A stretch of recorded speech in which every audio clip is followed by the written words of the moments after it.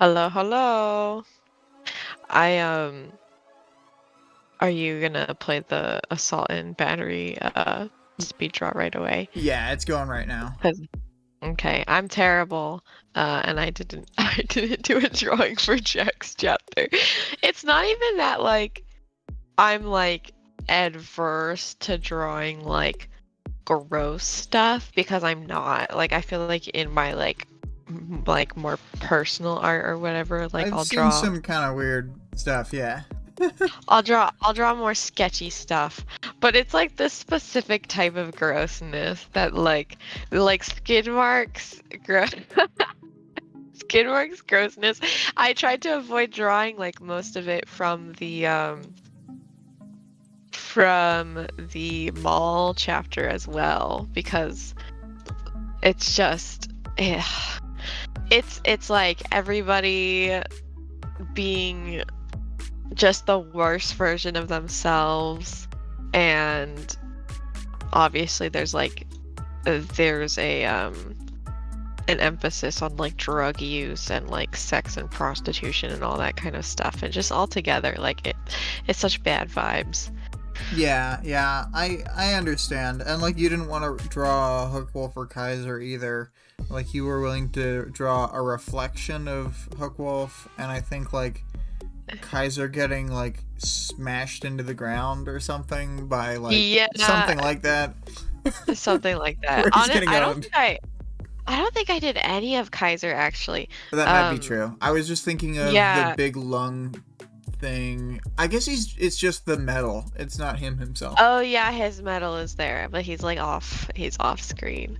It's just sometimes it's like, I don't know, I don't want to think or look at these And people like you and don't want like, to have like an image where someone's like, "Yeah, that's a cool version of this." Like, you know what I mean? Like you don't and want it's to not yeah. and it's not inspiring a lot of the time because they're not bad in like a cool or fun way or whatever. Um But yeah, I did. So I did this. I did a contemporary enemies to lovers romance cover, which I don't know how many contemporary romance covers you've seen, but like it's almost always this style, like a flat, lineless style.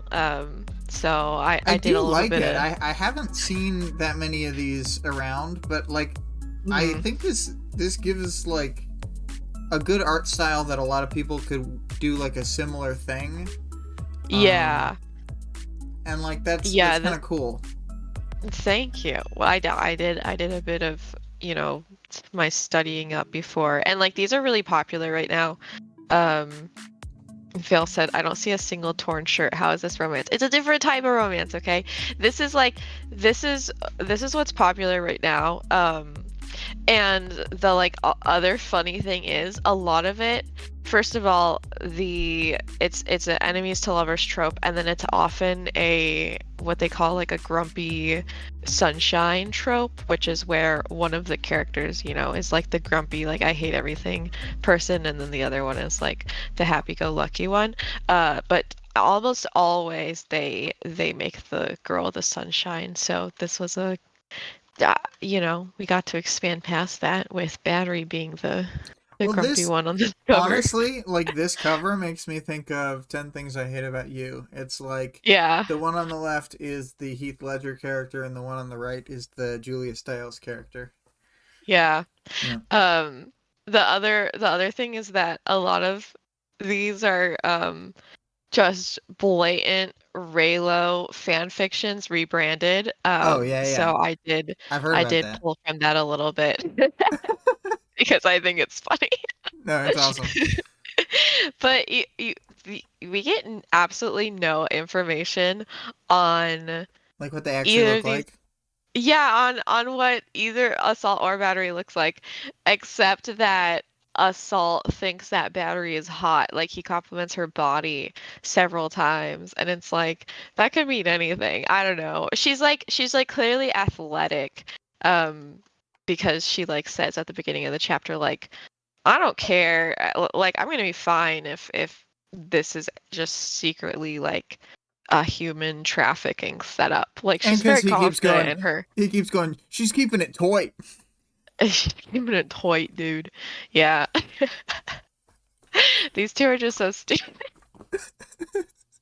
Okay, so I didn't address, but hi to Vale, hi to Greg. 2 plus 4 times 5 is here for real, doesn't need to work today. Vale says, Assault is apparently a furry too, ahead of his time. Is he furry because he calls her puppy? Yeah, and that's the thing is like, I don't know if I'm stupid, but like, puppy is, I feel like a term of endearment that like Hispanic people will use. But then when I was like trying to find any information on assault, there was none. And it's weird because Battery describes other people in the chapters physically. Like she talks about she like describes the doctor pretty in depth, and then like the other doctors that are like doing her like experimenting or whatever, she mentions their race and like general demeanor. But assault, I mean maybe it's She because has he has like a full she coverage has like cop costume. brain. She kind of like has a similar interiority to you know, the Ward protagonist Total Cop Brain thing where she's like Yeah. they had these characteristics that I can remember to find them later. Yes, yeah, that's true. But she doesn't even do that. And the other art, like the art on the wiki of Assault has him as a ginger, and I was like, we can't have more gingers. We can't have more gingers in the Brockton Bay It can't just all wars be and gingers and blondes for Taylor to be like, I'm not like the other girls. I have the most common hair color. I know. And like I'm sure that gingers are more likely to trigger because of all the, all the harassment they're going they're going through throughout their lives. But Yeah. come on. Anyway. um oh yes, the audience participation reminder. For 12.x, I wanted to have people say, if you had to trade out Scrub for any other merchant, who would you pick to escape? And for 12.y, discuss your first read thoughts, if you can remember them, on Cauldron after the Jamie chapter. Yeah, and I called it 12.y, even though it's like still in that inconsistent It listing says mode where it's like 12 and a 12.x. half or whatever on the. Yeah. Yeah, I don't know. It's fine. So yes, for the themes, we got a couple here. Manipulation. Do you want to talk about that a bit, Victoria? Yes. Real quick though, Vale said, I honestly never understood why red hair would cause people to be treated badly. Is there some historically obviously dumb reason for it, or is it just a joke?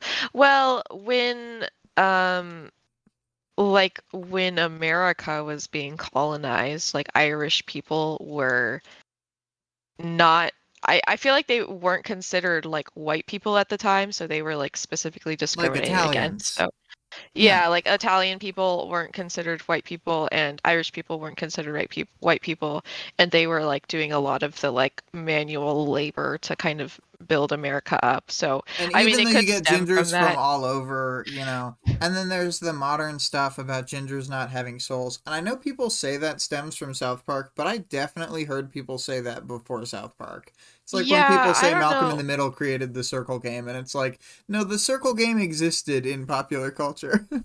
Yeah, and it like, you know, pulled it to the forefront or whatever. Yeah. Yeah, I think it's like part of it is just that I think that like being ginger is like very stark, you know what I mean?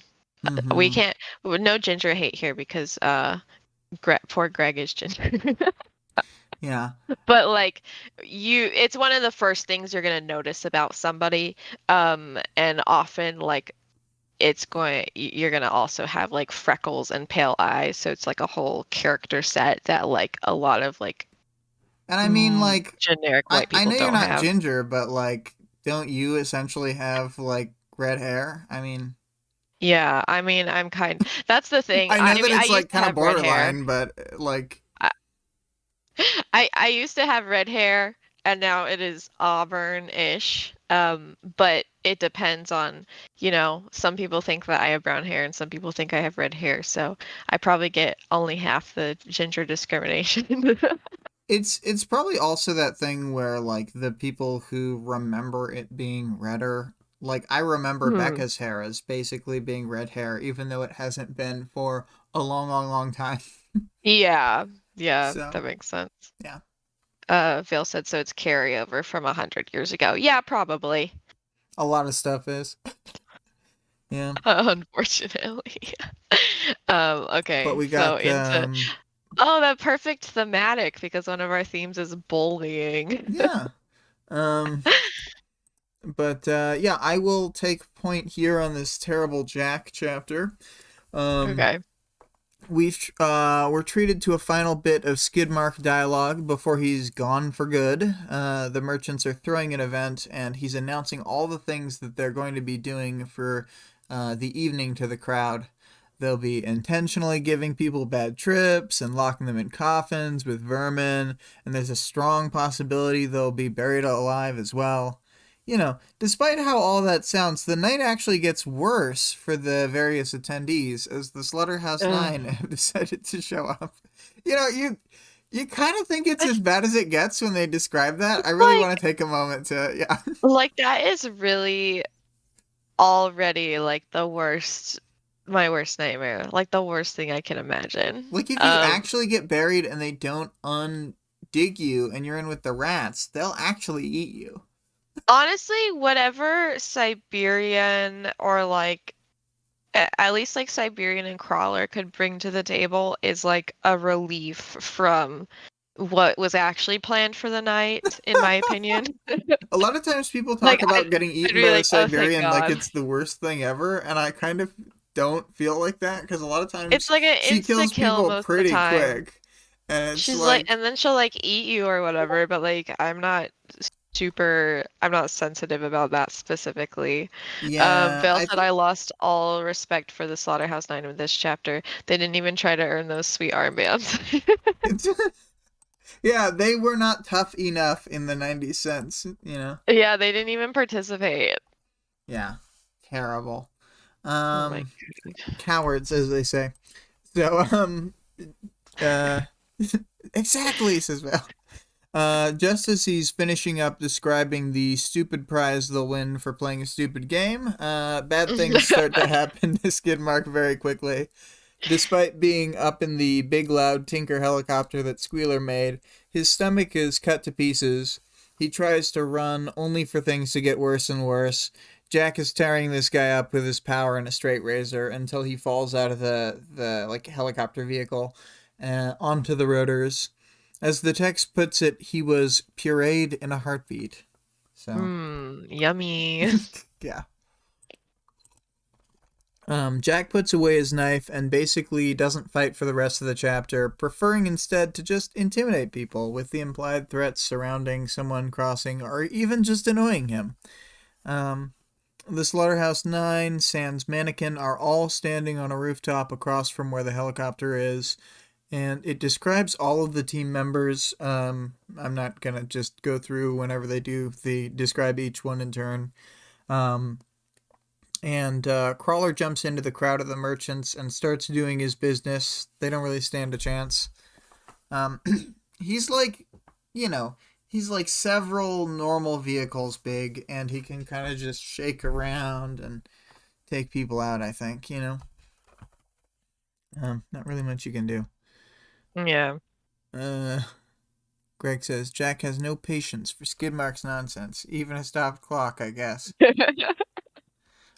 Um, so people start to scatter in all directions, and then they get boxed in by Burn, Scar, and Shatterbird on the far side, and all of Bonesaw's remaining minions on the near side.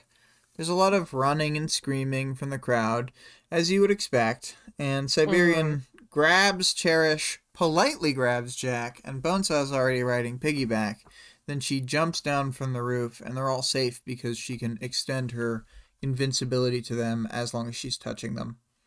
Yeah, I think this is the first time we see her use it. They like talked about it before in a way, I think, but it's like Hmm. very. I think this is good because it it makes it very explicit. Like if she's standing there, she can just like hold on to people and then like they're completely immortal. Like Hmm. yeah.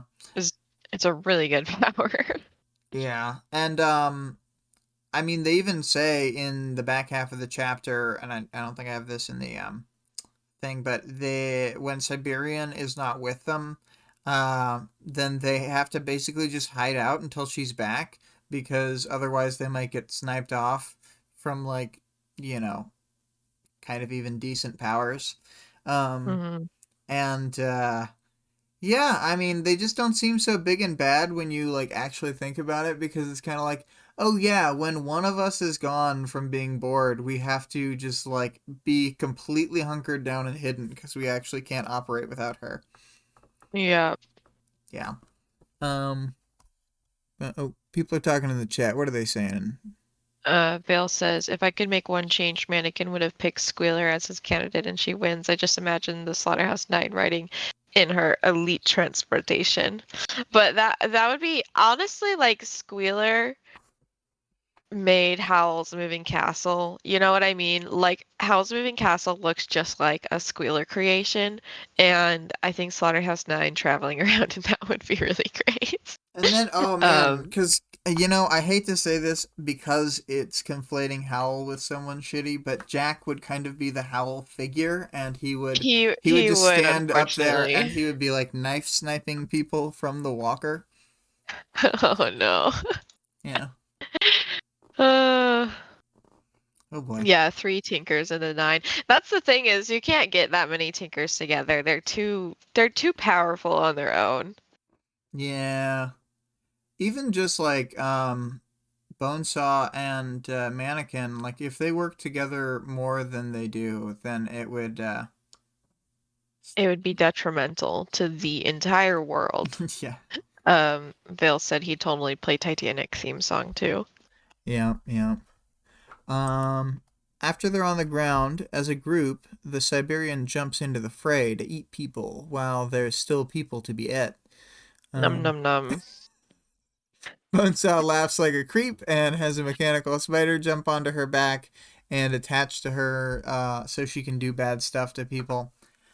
Um, I didn't know how to describe this exactly, but there's this character from Conqueror's Bad Fur Day who Hmm. is like your main character goes in on like the D-Day assault basically, and then the Hmm. enemy Nazis are like evil Frankenstein teddy bears, and she's like a robot little girl who has like Hmm. robot spiders, and I swear it has exactly the same like vibes as Bonesaw, like when she This gets sounds the. very familiar. Yeah, yeah, it feels like this is based off that in my brain. Like Yeah. I don't necessarily think it is. It's just so similar. But Mm. yeah. Anyway, so then where was I? I was around here. Jack starts talking to Cherish and implicitly threatening her, bullying her. She's all Hmm. mad shook when she's reminded that Bonesaw is preparing her punishment. And again, as many of these things, justifiably. But it's hard to tell from the perspective here if Jack, because it is like a really weird detached perspective, but Hmm. I can't tell if he's doing this just to taunt her about like her pending bad fate, or if he actually expected her to still be like reveling in their like torture murder thing. I just don't know because like he's such a weirdo. Yeah, I feel like probably the former. Yeah, He's just taunting her. I think so, but it's just such a weird, and we'll talk about it at the end of the chapter, I guess, the perspective Mhm. stuff. But in the background of all this happening, Siberian rips Squealer's arms off and the helicopter crashes into the crowd. I thought this was like very, it's like slipped into a paragraph where Jack is talking to Cherish. Um, Oh, poor Squealer. R.I.P. yeah, yeah. So Crawler and Siberian kill a bunch of people just by jumping around. Whenever someone tries to point a gun at Bonesaw, then Hackjob like appears with the teleportation and kills them. Bonesaw lets a victim go, telling them to run, and when they're just a few steps away, they explode. And whoever gets hit by like the blood or whatever of the explosion also starts to swell up and explode. Jack is like chastising her, and then she assures him that it's only going to go for a few rounds, then stop the effect. Mm. Yeah. Yeah, So no pandemics. yeah, he has rules that are never fully elaborated on around like not killing too many people all at once. He mentions them in Theo's chapter as well. Although it's not clear like how Shatterbird's thing fits into that, because it seems like in a normal city, like the amount of glass and whatever that's just around would kill like I don't know, a lot of It would people. kill a lot of people all at once. Yeah. But Like, I don't know, because that was like during nighttime too. Like, Danny was sleeping or whatever. Like, if I was in my house during that, like, I would probably have gotten killed, even though I just have the one window. But it's like, it's in my room. yeah, yeah. Um Oh, Vale says, I realize that Squealer is a favorite minor character of mine just because I love the idea of compulsively making Mad Max vehicles as a power. Yeah, I see, I see. I just, I think the association of the other merchants, like even Scrub, who has another cool power, I'm just like, no, no. Oh, poor Um, Scrub. He, this wasn't his choice, it seems. but he keeps Honestly, the name.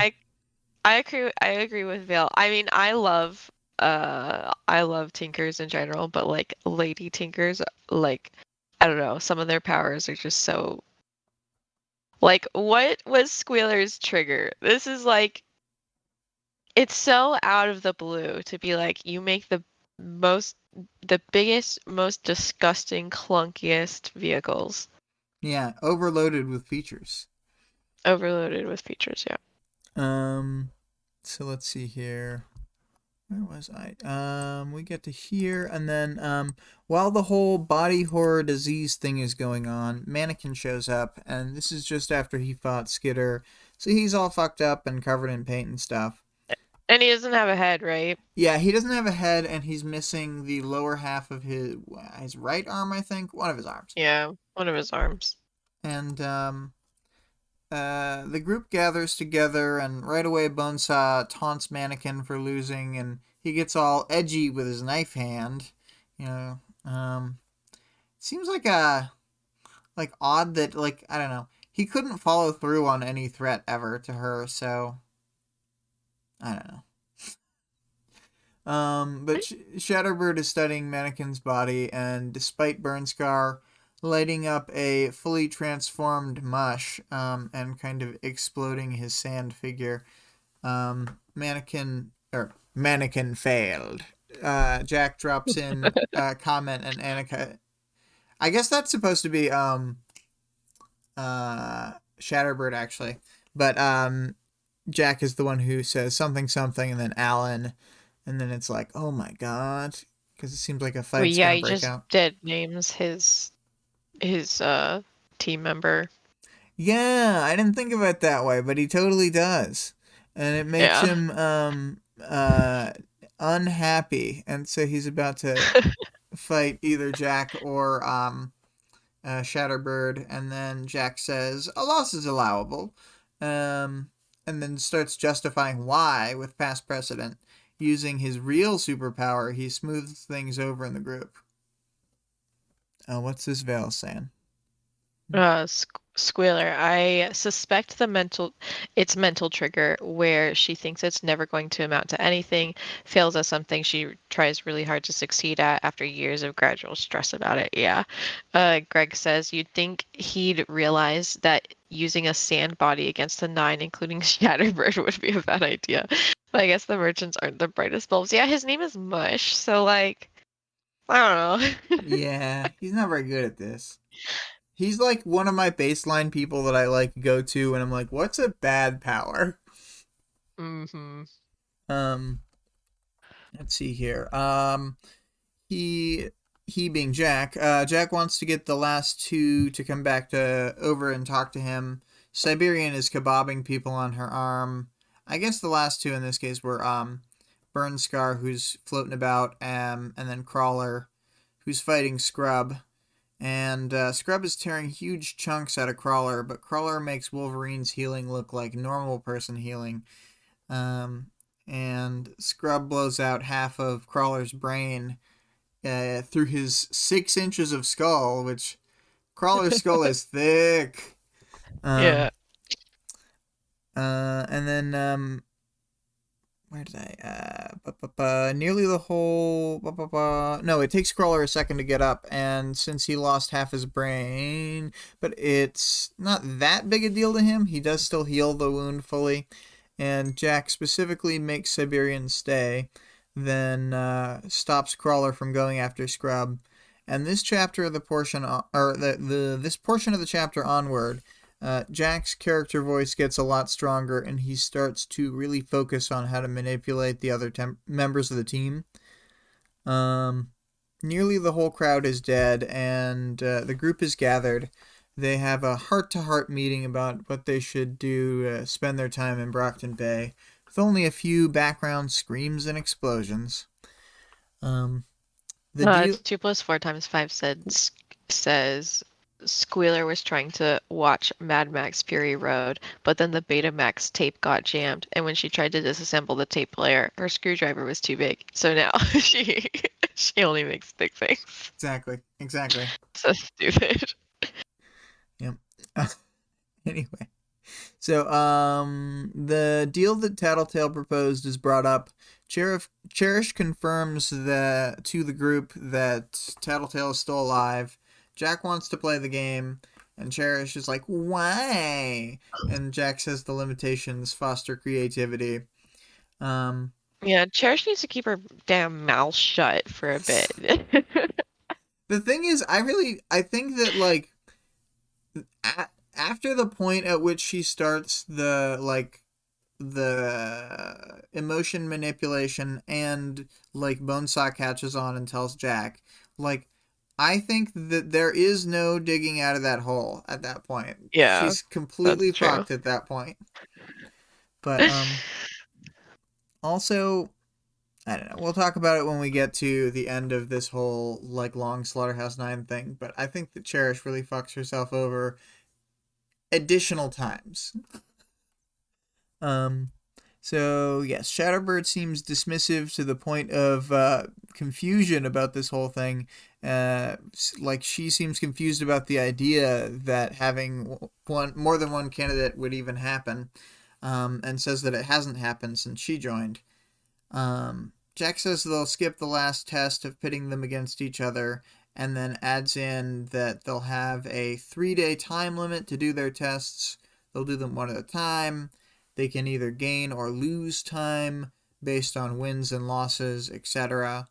And Mannequin loses a day right off the bat for losing to Skitter, and has a mandatory side mission to deal with the bug girl. I'll just give Jack any voice. It doesn't have to be consistent. Vale says, Cherish doesn't strike me as a person who makes great decisions. And then Greg says, I don't know why you'd think that. Also Mannequin has to go first because he lost. I forgot to mention that. But the group agrees, and there's a balance that the earlier you test people, the more candidates you have to test in the same amount of time, but the more chance you have to knock out candidates gaining like bonus time. And Crawler doesn't see the point in all this, but Jack wins him over with the idea that this game setup will get more capes involved in a team effort to defend the candidates, so there's a higher chance that he'll get hurt. So I mean, there's your carrot stick method. And then Mannequin tests first, Cherish tests second as her final chance at redemption. Jack decides to make a rule that you can't kill a candidate unless they fail a test. And he gamifies things a bit more and pits them against each other even a bit further for glory, saying like in an abstract way, the better you do, like you're competing against each other. Not for anything, but you know. Just in the, the principle of the thing. Yeah. Um so Panacea, Arms Master, Bitch, Regent, The Buried Girl, and Hookwolf. Burnscar didn't nominate one, and I've already dispatched mine. That's 6 candidates. We need to remove 5, and when we're done and we've established our superiority, we can kill this tattletale, her friends, and everyone else, just to make our point. Good? Yeah. Good.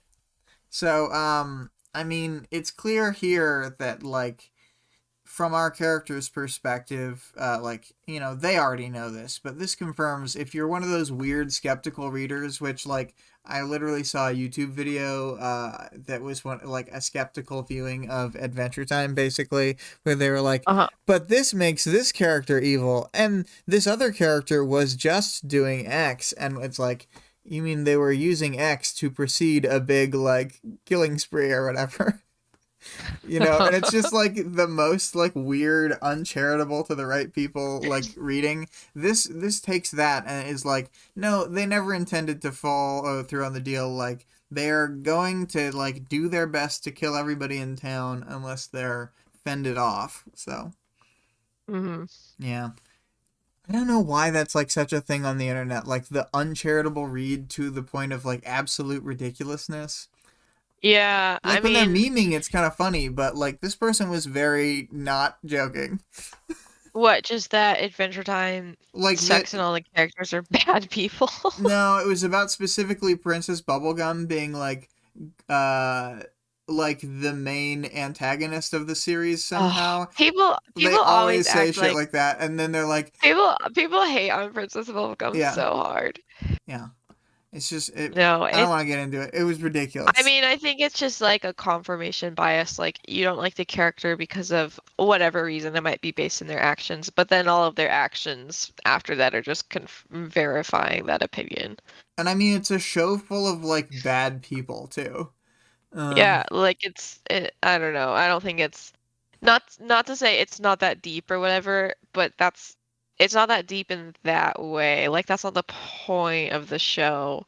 Isn't like Princess Bubblegum being a war criminal. Even if she is. Yeah, even if she is, we don't need to delve into it. Vale said, "Oh goodness, I thought you meant a video about Worm where someone was defending Jack." Greg said, "Jack's full on wicked witching. I'll get you, Tattletale, and your little friends too."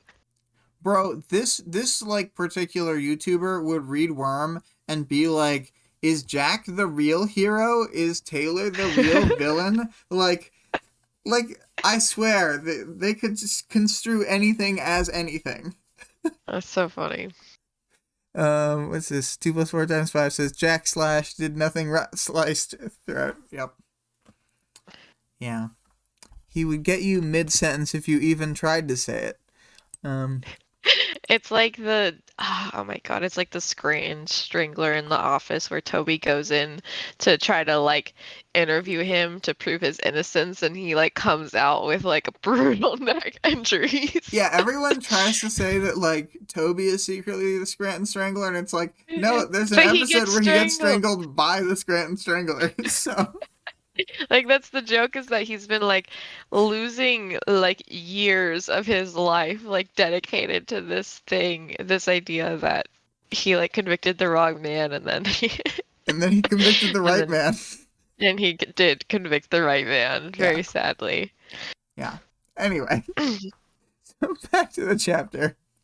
Jack sends the rest of them off and tells them to have a bit more fun killing any remaining people.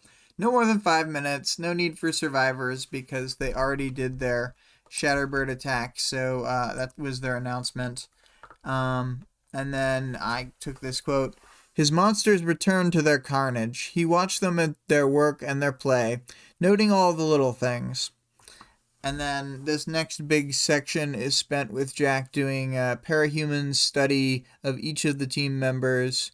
Parahuman's character study of each of the team members, and we'll probably just talk about it in the characters section itself. He assesses all of the character strengths and weaknesses, and then we get his boiled down approach to life, or to this aspect of his life, which is his whole life. Carrots and sticks.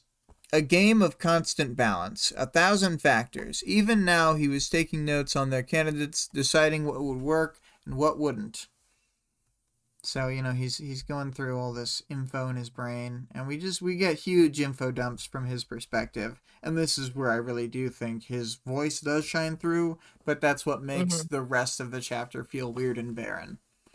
But he does think through all the candidates, and he thinks that he wouldn't be able to fit Armsmaster or Regent into the group because of Shatterbird. He thinks Bitch or Hookwolf might fit in if he manages them right. Panacea would be a problem with his Bonesaw Siberian side dynamics, because those are the only two team members he really cares about keeping around. He could still throw away Bonesaw, but I think Siberian, he would definitely want her around, even though she's the most boring, because she's the most powerful. So he can do his thing the easiest with any number of other capes with the group, as long as he's got at least Siberian. And then Bonesaw gives them the, horror clout to be way worse than being killed by Siberian or Jack.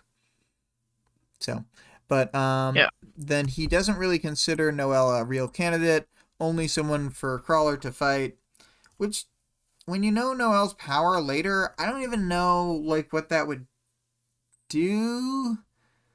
She would beat Crawler she would eventually, just, I think, somehow. Or whatever. Maybe. I think it would maybe be a standstill. I don't think either of them could kill the other one for the same reason, that they both have, insane healing. But, then I just pulled the last 3 little paragraphs, because I was like, I can't summarize this without it sounding like a dumber version. He could manipulate the outcome of this little contest. See that one of the 2 lasted to the end. It would be hard, requiring the best he could employ in subtlety and head games. The wind blew, flame-heated air at his back, thick with the smell of smoke and the sweet tang of blood. He smiled. These challenges, after all, served as his own carrot. He's trying to get those carrots in his mouth. I just hate that.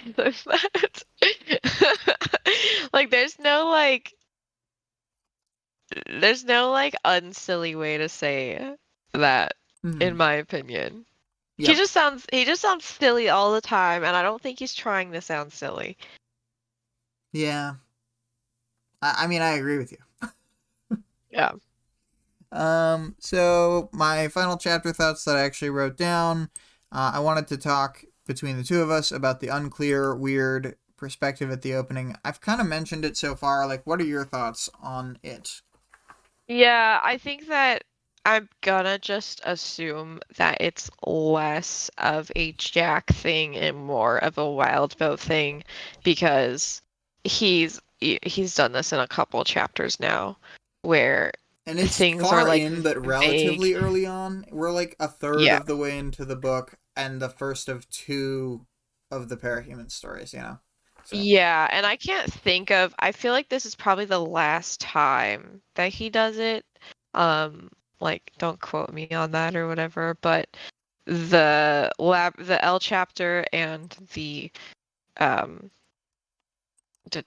the wards chapter are the other 2 that he kind of tries to do it with, where he starts out in a vaguer third perspective, partly so that you can see more, and partly so that you're I guess surprised at where the perspective is coming from. But I think we have agreed that it just doesn't really work in the way that he wants, and I think that he probably feels that way as well, because he definitely drops it after this. Yeah, I'm trying to think. The one that I can think of off the top of my head where they still do that is, let's see here. I thought of it, but I'm scrolling down. It's in Arc 18, 18.y, which is the Crusader interlude, and it starts Mm-hmm. off and has a long weird section before it like introduces who is talking or like what's really going on.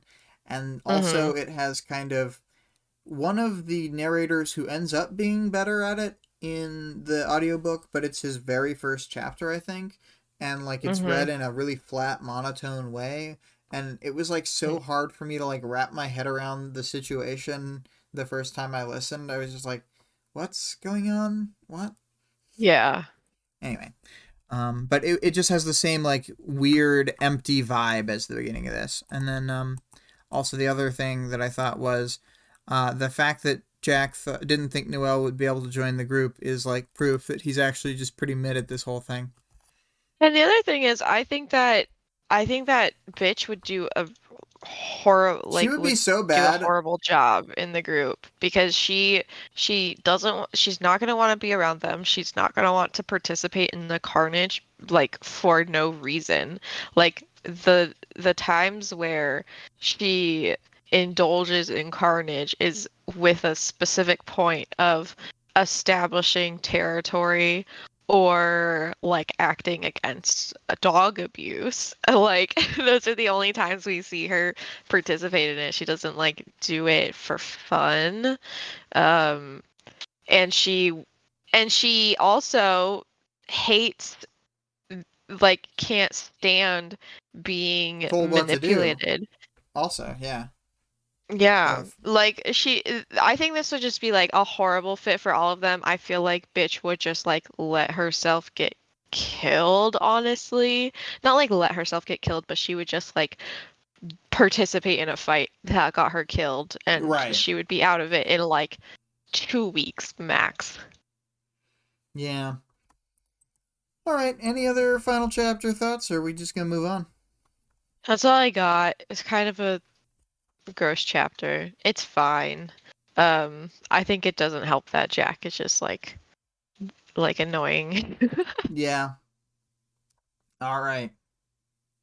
It All is right, you. so we move on to yeah, 12 point Y, which isn't actually 12 point Y. But a young woman named Jamie is arriving at a farm in the middle of nowhere. And she's wondering if she's wasted her time or like set herself up for a kidnapping by agreeing to meet basically like an online meetup or whatever. She followed the directions sent to her in an email and has now arrived at a barn, but it looks like it's empty. It looks like both like it's an actual barn that somebody is using, but there's also nobody here. Um, and she's a little bit early, so she does some squats and breathing exercises, but like the way that they describe her squats, like she just describes every single step of it as if it was like something new. Like maybe she's doing something else and I'm misinterpreting it, but it's like she could have just said like she does some squats. Or maybe it's like the way she thinks stuff through, and like because Yeah. she does, it is supposed to like represent, I think, part of her like weird like tension and release mindset or whatever, I think. Yeah, that's true. She takes her shoes off for it as well, which is like this is like clearly something that she does to ground herself or whatever. But as the meeting time arrives, Jamie just like immediately throws in her hat. She's like, "Oh, well, it's time and no one's here," and like gets ready to leave. But before she can get into the car, a woman appears in a portal inside of the barn, and she's like, "Leaving already?" I know that she has like a French accent, but I can't do that. It'll be funnier if you do that accent. Leaving Uh, already, love. Leaving already, love. She introduces herself as the doctor, and she asks Jamie to pick a temporary name to be referred to during the meeting as a quote unquote symbolic gesture of anonymity. Like, she could work on her word choice here if she really wanted to. Yeah. um, yeah, like calling it a symbolic gesture of anonymity. Like maybe part of it is just to see like Get them in the she's cape like mindset. testing. Yeah, she's like testing how much of this the person can just kind of deal with. Like if they're gonna find out something, are they gonna be like too squirmy to handle it? So like maybe like putting these things out on blast, like, oh no, I know what your name is, but let's both pretend that I don't Yeah. and just like see what kind of reaction they have. But Jamie decides to say screw it to safety, and she passes through the portal, and it causes some very brief vertigo. And she is now inside of a building, much like a completely empty hospital. It's just kind of like stark white and full of hallways and doors with no furniture. And the doctor welcomes her to Cauldron. Oh It's my like a scrub gosh. set with no nurse stations. Yeah. Can't believe we're finally at Cauldron. So the doctor explains that one of the ways Cauldron finds interested parties is by monitoring their traction on like puppet websites that Cauldron manages, offering Tinker armor and weapons. And Jamie's like, why would you go that creepy ass route instead of going public? And the doctor says that like obviously that would cause a lot of mayhem with like the government and military trying to like break in and get all their secrets. There's obviously other reasons too, but Jamie just kind of like lets it slide. So the two enter another depressing room. It's just dark white with it has a desk with a computer, but then the chairs are plastic, and I like can never figure out what the intention of that is. Yeah, I don't know. Oh, Because it's like if this was the room where they were getting the powers, that would make sense, but yeah. Maybe it's just like the same generic room. Like yeah, each room is a generic room or whatever. yeah, that could be it. Uh, So the doctor lets her know that as part of this process, there's going to be a 2-month waiting period and some physical and psychological testing before she can get her powers. Jamie asks if this is to ensure she doesn't like go all villain, but the doctor assures her that it's they sell fine if to she goes hero all and villain. villain. Yeah, like I literally don't care what you do with these powers. And Jamie does not love to hear that, but it doesn't turn her away. So yeah, maybe it is like the doctor like pushing boundaries to like see if Jamie's gonna be able to like handle being like a partner of Cauldron, Keep in it case together, like she Jamie. hears. Keep it together. Yeah. So the doctor very politely lets Jamie know that if she ever snitches, she will be receiving stitches, Mm-hmm. and that as a company they do try to avoid murder, but they may drive her into hiding or remove her powers. And Jamie has like a stupid line here. I don't dislike Jamie, but she's like, wow, the way that she just slipped in the fact that they're willing to kill. I could have missed that. It's like, no, she very clearly said it. Yeah, It was not I don't think that was that hidden. it was not hidden. It was not alluded to. Everyone would have heard the same thing. We tried to avoid murder. Oh, she's so coy. Um, So the doctor asks for some background on why Jamie is wanting powers. But the TLDR is that about 2 years ago, Jamie's detective father finally got two villains sentenced to the birdcage after a full year after bringing them into custody. But then a mercenary named Madcap broke them out, and Jamie says, it's not the way things should work. And she's pretty pissed that all the work to get the pair like investigated, ascertained, arrested, tried, and convicted was all ruined just by one asshole. And Jamie wants to stop Madcap and others like him, but specifically Madcap. Yeah, yeah. uh, yeah, she wants crime to have consequences. Mm-hmm. Mm-hmm. Vale says, sign here, and check the box where you realize we will kill you if you talk. So sneaky. Exactly. Um, yeah, really hidden in there. So the doctor does a quick search on her computer and verifies that Madcap is not a Cauldron Cape, but he is a Striker 7, which they Oh act like man, is very high. that's Oh as high man, as we're they never. rate Tattletale on the Thinker scale. Oh, okay. I So mean, I that's think pretty that good. she's more than a Thinker 7, but there's Yeah, I think they probably re-rank her. We'll have to re-rank her at some point. yeah. Um, but Jamie may not have the funding to compete with him. But Jamie is determined and she's planning on selling a place that was left to her, and that should sell for around 750,000.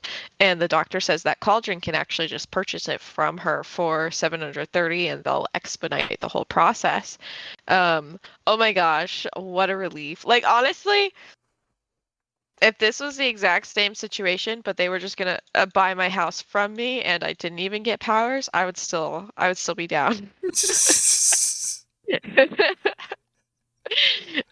Because like that selling a house is such a pain, and just for her to like get that taken care of so easily. Um, So the doctor hands Jamie a binder full of pictures of the power vials and with the data next to each vial on the likelihood of the like thematic element of the power. And I pulled a quote here if you want to read it. There's typically a common thread or theme connecting powers from a given sample. Sorry. There's typically a common thread or theme connecting powers from a given sample. One sample Oh, might have a tendency to work with the production of acids and a tendency for physical manifestation. This might allow an individual to turn into a pool of living acid, to secrete acid from his pores, or to spit streams of corrosive venom. that was a good French accent. Yeah. Um, Greg says this is how you know they're evil. They're in real estate. She's a landlord. Oh my Oh my God. god. So the vials are measured by three aspects, which they assign letters to, but they don't name. I have like assumptions for the names. Yeah. Uh, O is for a power's uniqueness, so probably like original, Or right? originality. Yeah. Something Or like yeah, that. originality. P is easy. It's for how powerful the abilities are, just like how much blunt force they have, basically. And then R, I think, is for risk. And our measures like how volatile or unpredictable a vial is, not And necessarily how unpredictable the power is, but like how likely it is to give you unwanted results, such as physical changes or death. and they don't say it uh, here, but like the way to get the best powers is to go with the ones with the bad R value. With with the the bad R value, exactly. like I Like don't think that. they ever outright say that, but it's like clear that when they are like safer with the way they're trying to do it, they don't get the high end powers. Yeah, like you can get kind of like a high number, but you're never going to be able to compete with like seemingly like really good natural triggers unless you go for like the high R factor. Yeah. So when the doctor shows Jamie the graph of the powers that are within her budget, her options are basically going for a high power level with very high risk or low power level with low risk. And she asks her how much she wants to gamble. So they kind of go back and forth, she and the doctor, with the graphs, zooming in and looking at specific like ideas of what she wants. This would make a good Ja- NCIS scene. They would zoom and yeah. enhance.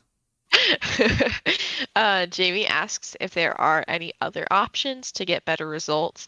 So the doctor tells her that they have shaping and Morpheus packages, which are like treatment plans purchased to help refine the powers. So, like, move them in a certain direction. And they also offer the Nemesis package, which is to refine like a power advantage over a specific opponent, which is pretty fucked up. And I need to keep that in mind while we like learn more and more people are cauldron capes, because who paid for that nemesis package? Yeah. I mean, like, I don't remember if there's anyone who's ever explicitly stated to be part of the Nemesis program. I think that part of No. it is that they get Shrek'd so fast because they have like Mm, a key weakness or whatever. yeah, that's true. But all these packages are at additional charge, and so it doesn't really make sense for her to, buy like a lower quality power and then like to get a package with it when the whole point is that she doesn't have enough money. But there's another option. What if Jamie just offered Cauldron like a number of favors at later dates or Like something some like sort of that? superhero who has to pay them in favors under the Yeah, and table. it's not gonna be anything more than like a simple task. Like, It's not a big she would have deal. to go meet somebody or deliver a message or like confront somebody who's like looking into Cauldron or something. It's fine. It's fine. So I feel like three is a good number. Let's do three future favors and we'll get you a discount on your powers. Yeah. Um, I and know it's Jamie's a like, I know it's a little further back, but I did look up Morpheus just real quick while we were going through, and he's the Greek god of like dreams, like shaping and uh-huh, forming, but also dreams, and I thought that was interesting since the powers like don't know how to deal with dreams. Anyway, yeah. But yeah, Jamie's like, this doesn't feel right, but the temptation, the carrot, if you will, is too powerful. such a powerful And carrot. so she gives into the powerful carrot and she agrees to the deal. So after her 2-month wait with all the required testing, Jamie returns to Cauldron Mm-hmm. to get her new powers administered. She reads through her contract at length and verifies it's everything she agreed to before she signs it, because she's a responsible queen. Uh, the doctor preps the vial and lets Jamie know that she may or may not experience a dream sequence. It's no big deal either way. And she reminds her to move away from any stressful thoughts or memories, and to just really stay calm. And Jamie tells her that that's like asking someone to not think of a blue elephant. Um, so Jamie takes the vial like a shot and it burns like a shot, but then it keeps burning and it gets worse and worse. And Yeah, she's like, you didn't warn me. But obviously she was trying to keep her away from thoughtful, those stressful blue elephant thoughts. Jamie, don't be ridiculous. Um, I gotta so the say, pain, uh, with this thing, I'm like shocked that the doctor didn't leave the room. I Um, know. like, She like sits there and watches her. what if she gained the power and then instantly was like, and now I kill people? Yeah. What if she went full villain? Oh no. Greg said Cauldron has real car dealership vibe. Vale said it's just cheap tequila. Uh, Greg said, who actually would enforce the contract against Cauldron if they broke the terms, though? Yeah, like I don't Mm, know, no one. no one. Um, so the pain seems to go on for like several minutes, and it just like keeps increasing, and it gets to a point where she's like, "This is the worst that the pain can get," but it continues anyway. So Jamie's kind of like clamoring around and like freaking out at this point. This reminded me of, I had told you this story recently, but the time where I had that really, really hot sauce, when I was in like 8th grade or something. I feel just like Jamie did in this chapter. When you Like the like way were that trying she's like to keep it together and you just kept eating, the way isn't that that what it? she's like clamoring around and like just like having bursts of like dialogue or whatever. It's like exactly what it felt like. Um, But she's like, okay, I can't be freaking out or whatever. So she begins a tai chi exercise, and she's basically doing like a full tense and release of all of her muscles. And she's able to kind of get into the rhythm of it and able to start calming down. And just in time because it's trigger vision. So if you want to read it. Yes. The pain didn't stop, but she felt disconnected from it now. She felt as though she were adrift in a vast, empty space, aware of every part of her body, the wholeness of it, and nothing else. An incoherent image flickered across her mind, a landscape of twisted biological shapes that seemed to alter with every passing second, changing into something completely different. An archway of bony growths disconnected and became a bridge over a crevasse. Then a hill, yet it seemed to change with logic. It was a logic she couldn't comprehend. The ground split. Chasms tore into the surface, dividing it, and another image, Earth. It was as though she was looking at everyone's face and every object and every living thing on the planet at once, from every angle. But then she was looking at a different everyone and everything, then another. It dawned on her that it wasn't her doing the looking. She was a bystander. Before she could realize what this other was looking for, the scene changed again. Utter blackness and silence. It was only in this stillness and quiet that Jamie realized there was an undercurrent, an impression. She hesitated to call it an emotion. Reaching. It was the only word she could use to place it, and it didn't quite fit. It was an action that was simultaneously frustrated and frustrating. The pain cleared away so quickly she thought she might have imagined it.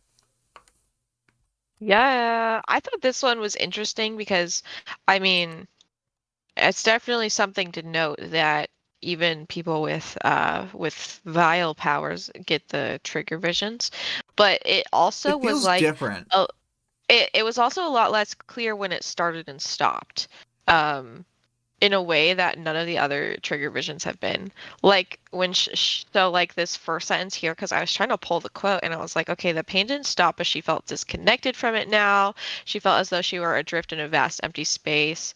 And then it's like, okay, that could have been either. Like that could have been how she feels because of the pain and like the technique that she's doing. And then it could have also been like part of the trigger vision. And same when she's like coming out of it, where she's talking about the reaching, because Mm-hmm. it's like, is she Is she talking about reaching, her or own is it reaching? like the? I mean, we can sort Yeah, of is it like speak part semi-candidly of the that the vision? second entity, like reaching, because it was like the emptiness of Hmm. it. Anyway, Yeah, so it's definitely different, but same idea. So Jamie's like, what the fuck? I thought you said it was a dream sequence. Like, that's not what that was. And Jamie thinks the doctor's lying when she tells her that she doesn't know what the vision is. But we do have more important matters at hand because you have powers now.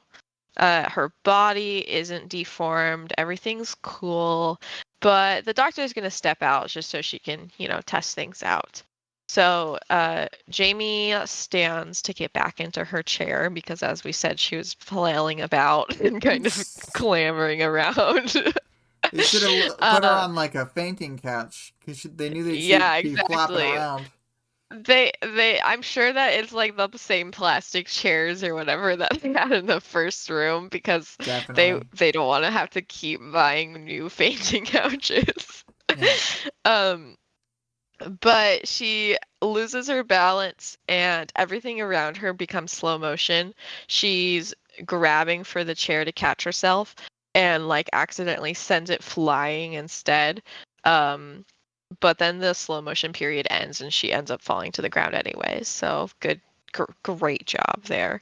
But it looks like the procedure worked. Isn't that exciting? Mm-hmm. Mm-hmm. We got powers now. So, um, Powers. we do a lot of time skipping this chapter. So Jamie is soon When out. did you know that this was battery? Because it wasn't until she had the power that I had any idea. And then I know a lot of people don't know until they like outright say it Oh, later. I can't recall. I usually like now I'm really good at guessing. Like listening to Ward, I can usually guess within like the first paragraph or whatever who we're talking about. Yeah. But I probably just wasn't thinking about it the same way when I was reading these. So honestly, I probably just like wasn't worrying about it until we got to that point. Yeah, Um, yeah. I think it was probably when I don't know, probably during the tense and release, but you might have actually mentioned that to me We did before I talk actually about read we the talked about the chapter. book a lot before you started reading it, I feel like. Yeah, so I might have known at the tense and release because you had talked about it. Um, but yeah, Jamie's soon after she's out and about in costume and it seems like this is her first confrontation too. Like she just really like her very first fight. She's like, okay, time to go challenge my greatest enemy. Yeah. No, I mean you're right. Um, It seems like she didn't even she just tried to solo him. yeah, she just tried to solo him like probably a few days later. Um, so she is trying to stop him from another birdcage breakout because that is his like specific specialty as a mercenary. And she's super poor now because she spent all her money. So her costume is just like it's just a plain bodysuit and a plain mask, which is really sad. Like I agree with Madcap here when he's like, this is depressing. Um, but Madcap immediately comments on her body, and then he calls her like a sad, adorable three-legged puppy. And he's doesn't seem very intimidated at all, and tells her that like warns her like you don't want to mess with me. But Jamie says she hits pretty hard. So they start duking it out, and Jamie just kind of immediately blasts her charge all at once and like She blows her wad runs right out of off the gate. yeah, she like immediately runs out of power and then like just gets her ass handed to her. So she's like laying on the ground in pain as Madcap finishes freeing the other two villains from the PRT van. And he like stops them from messing with Jamie and they Yeah, I just all think leave. the guy's like, "We should kill her," or whatever. Yeah, yeah, like the guy and the girl are like, ooh, time for torture murder. And he's like, can we like need to leave. Yeah. I mean, the other thing Um, is from his perspective, it's like you hired me to break you out, not to receive whatever the assisting whatever the abetting a murder charge, you know? yeah, some like free fresh meat or whatever. Um, So Jamie goes to back to the doctor for advice or like during a follow-up or something on like how she failed so miserably. And the doctor suggests that as her first favor to Cauldron, she can actually join the Protectorate and get her powers trained up. And Jamie's like, "Oh God, okay." Because she knows this is bad news, but it's like something she was already thinking about. And like, she would rather take a favor that like has no further consequence, you know what I mean? Right. Than, yeah. So I mean, I don't blame her for agreeing to basically any of the favors, honestly. Um, so Jamie continues going head to head with Madcap, and she learns how to optimize her power. And she names herself Battery, so she seemingly has some kind of grasp on how her power like charges up and releases now. So that'll be good. And working alongside Legend, she's able to take down Madcap in what he calls their eighth confrontation. It was unclear to me whether like if he had been counting or if it was just a joke, but probably both. Yeah. Uh, They'll said a little while ago, this actually bugged me a tiny bit. One of the few things that didn't sit well with me. Her power mechanic is super obvious, and she's the sort to test it out. Probably about their previous fight where she wasn't prepared. yeah, that's true. It probably she just like like tested it, but still went into the fight like 2 days in or whatever. Like she's just too anxious to try to like get this out of the way. Yeah, Um, she is an incredibly impatient person. it's true. We know this because she went to her meeting, waited 8 minutes, and then when the time didn't come and go, like the time just came, like it hit 12 o'clock, and then she was like, I guess they're not here, and went to I'm leave. out. And like, and to me, that's like that kind of restlessness is not it's not like a default in most people. And so I can only assume that like Makes sense. it She got a it mover has to do power. with that. Yeah, that's true. Um the movers. Um let's see. I lost my spot. Oh yeah, so she's working as alongside Legend in this fight and they're able to take down Madcap.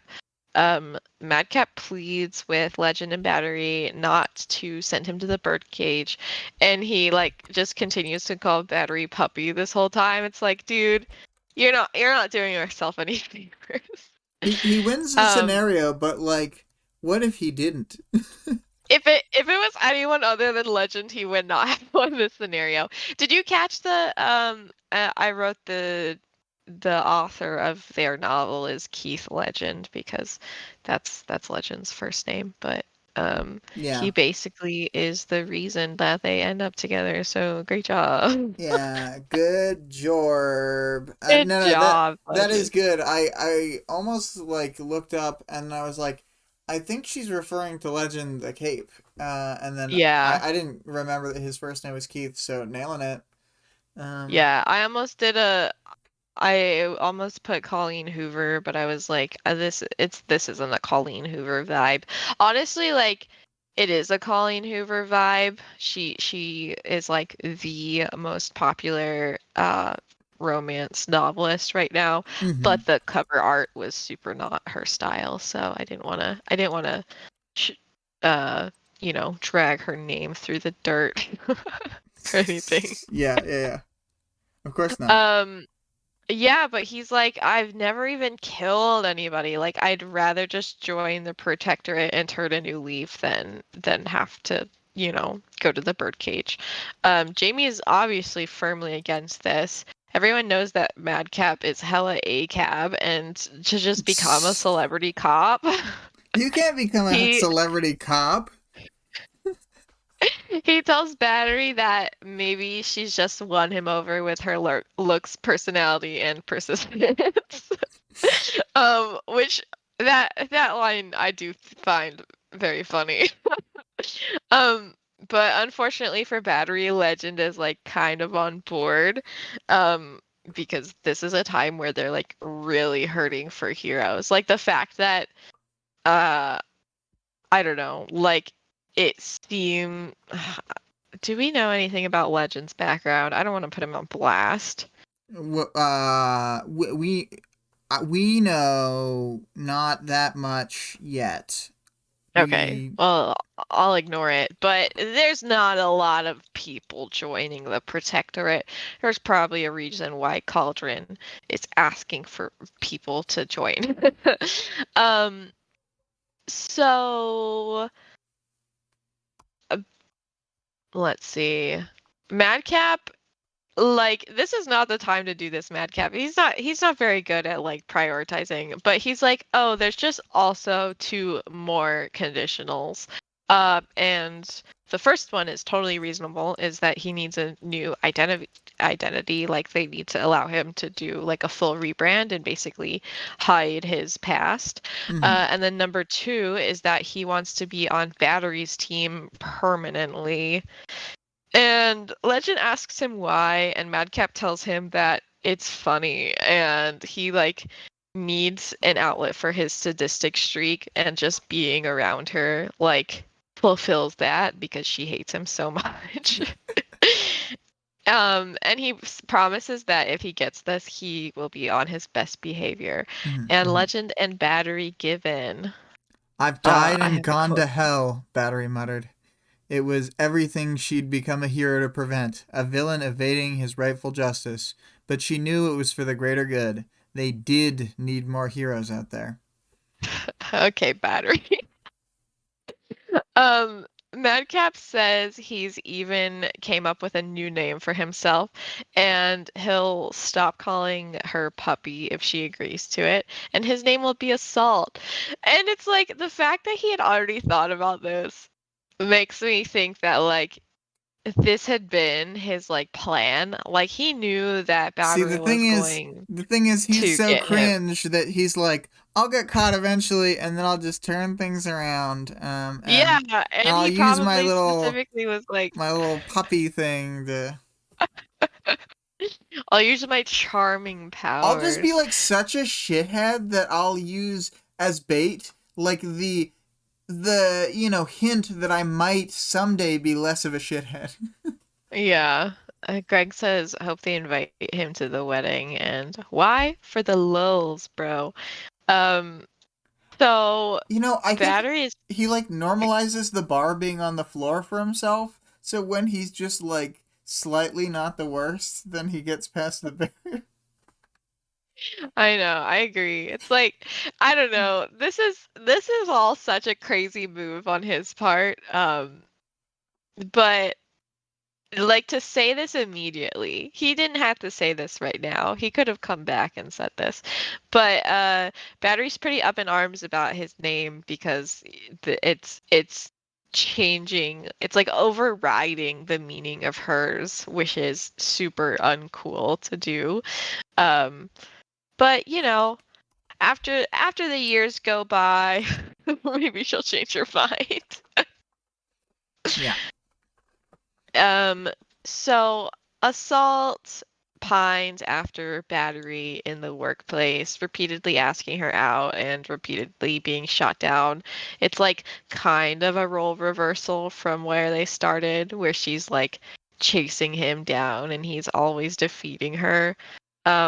They have like a classic sitcom, like, fine, I'll go out with you if you do this specific task. And then they cut to the Um, other thing, and then And then they you know cut what to I the just thought of? task, and she's like, "Huh? This is like Kevin can fuck himself. Like this whole chapter Yeah." is Kevin can fuck himself. Oh my God. She's like, "Oh no, he's hot." Because she asks him to go like volunteering at a grade school, thinking that first that he won't go, and then when he does go, he's gonna be like pissed off the whole time, and like the kids are gonna be like yelling and screaming and freaking out. But then he turns out to be like really good with kids. And they all love him and have an awesome time. She fucked up. So it seems like that's the end for Battery. Like that's the turning point. And we see it back in our current timeline right after the Shatterbird attack. Jamie and Ethan is his name, are living together and super in love. They're at least nice to very very sweet and nice to each other now that they're together, because I've definitely seen these kind of dynamics as they like continue during the like relationship portion, you know what I mean? I do know. Yeah. And so I hate it. they do have that going for them. They do have like a full like turnaround into a nice loving respectable relationship as far as we can tell.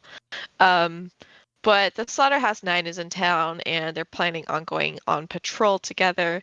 But before they can leave, Ethan points out a package that was dropped off for Jamie, labeled with a letter C. Uh-oh. The paper inside is just blank, and she's like, "Oh, is What? this just a fucking joke?" Because she's incredibly impatient, as I said before. Um, but as they leave and she starts using her power, it's like I don't know what they even say. It's like the telekinetic aspect of her power is It's causing words to appear. like the charge. Let's see here. Yeah. It's so it would be. I think she feels it tingle. So she says, as she stopped to charge, she felt a tingle from her hand. The note. She spent the energy of a charge, but she didn't run. Again, that tingle. She used her ability to manipulate electromagnetic energy and focused it on the note as she smoothed it out. Yeah. Yeah. So she uses her power directly on the paper to reveal the message. She only had a few seconds to read and process the message before the paper ignited. Siberian and Shatterberg are to escape the city, and our business with you will be done. Thank you, C. Whoa, that's Whoa. crazy. Did you know that that being being bound to a third party group might lead you to have to do things that you don't want to be doing? Well, the other thing, it ends with every action had its consequence, which I think is like a direct reflection of like her power as well. And I also like the Hmm. like both of the next two little lines before the very end are good. The burning scraps drifted to the road around her, but she only felt cold. Like I don't know, both classic little Wildbow lines. Yeah, I think that the writing like in this chapter did a pretty good job of conveying like the her like cognitive dissonance between like doing all these good things and then also knowing in the back of her mind that something she was doing was probably like pretty bad. Yeah, yeah. Yeah. So, wanted to go back. Vale had said it's almost like a madcap plan about something that Assault was doing, but puns. And then Vale had hit us with the battery symbol. I thought I thought the whole charge the paper with energy thing was interesting when I thought about it just now because it's like it implies something that like she has never thought to use her power in this way to like Hmm. push her power into an object, but it implies there is a lot more versatility to her power and probably many Oh other yeah. powers like we'll see clock blockers power be used in a slightly more versatile way later that like Yeah. wouldn't have thought of per se. But And I think Cauldron Capes specifically are less inclined to think of new use cases for their powers because they're less connected with them. Like mm-hmm, we mm-hmm, see very clearly this chapter that it is connected. It can be connected to some degree, right? Like we know that they need to do psychological testing, not be thinking of like stressful or like upsetting thoughts or memories to like make sure that the powers aren't acting up or like more volatile than they want them to be. And then like the fact that she gets a tense and release power with the same thing that she was doing during her like essentially trigger event or whatever to calm herself down. yeah, I think all that's really So, important to the like mhm, understanding of the powers. yeah. It's a good chapter. Yeah, I think they did it. I think this chapter, I feel like it got kind of, it's gotten like some shit, at least from like We've Got Worm or whatever, because of the like romance aspect of it. But the exposition and the world building, I Like the think, way did it's a woven in great is job. so good. Yeah. Yeah, it's really good. You learn like a ton of information about the powers and about Cauldron that isn't explicitly stated. Um, and it isn't like, just like there's some info dumping, but it doesn't feel like clunky and you don't feel like, oh my God, like when is this gonna end? Yeah. Yeah. All right. Well, I think we can move to the like the minor section of the arc stuff. I just wanted to Hmm. be like, it's kind of interesting whenever there's a bonus interlude like this because it's almost like what would the story be like without this? Yeah, How would he without have it, it would have woven been this crazy. info in? Like Was the Jack or Jamie. the Jamie chapter that was the bonus? Yeah, like it would have been insane if he hadn't included the the Jamie chapter. Yeah. Because you see, this is I mean, maybe it would have happened later, but like this is the only first-hand like cauldron uh acquiring of powers that we see. I think we needed this seated in here because we have some really early stuff. We have like the stuff in Arc 11. We need this because we're gonna like one, it kind of tells us these major villains are like Cauldron people too. Um, Mm-hmm. and like two, we're gonna be dealing like with a main stage like Cauldron storyline thing later, so we want them to be well established and in the back of our minds throughout the story, I think. Yeah, for sure. Phil said this chapter also reveals a perfect amount of information, hits the mark spot on. I agree. Yep, yep. Um, uh, as a total aside, for some reason, when we were talking about the three favors, I was thinking of, and this is like the lamest thing I've ever said, but a Hamilton style song about her three No, like, favors that would be like in the style of the Hamilton section of Right Hand Man. of Um, when course. he's telling what they need to gather for their plot. Yes. Anyway, Would the doctor or would Jamie be singing that part? Jamie would be saying it, and the doctor would be filling a George Washington leg role. So Jamie is Yeah, Hamilton. of course. Yeah. So dumb. Worm the musical. Anyway, characters. First, the Jack chapter. Oh, Vale says Worm as a musical would be brilliant. Confirmed. Yes. I, I would be so obsessed with a Worm musical. But it's like we all know what happened with Spider-Man the musical, and I know that it just made the same it would just disaster. lead to actor deaths. Yeah. It would just lead to so many deaths. Yeah.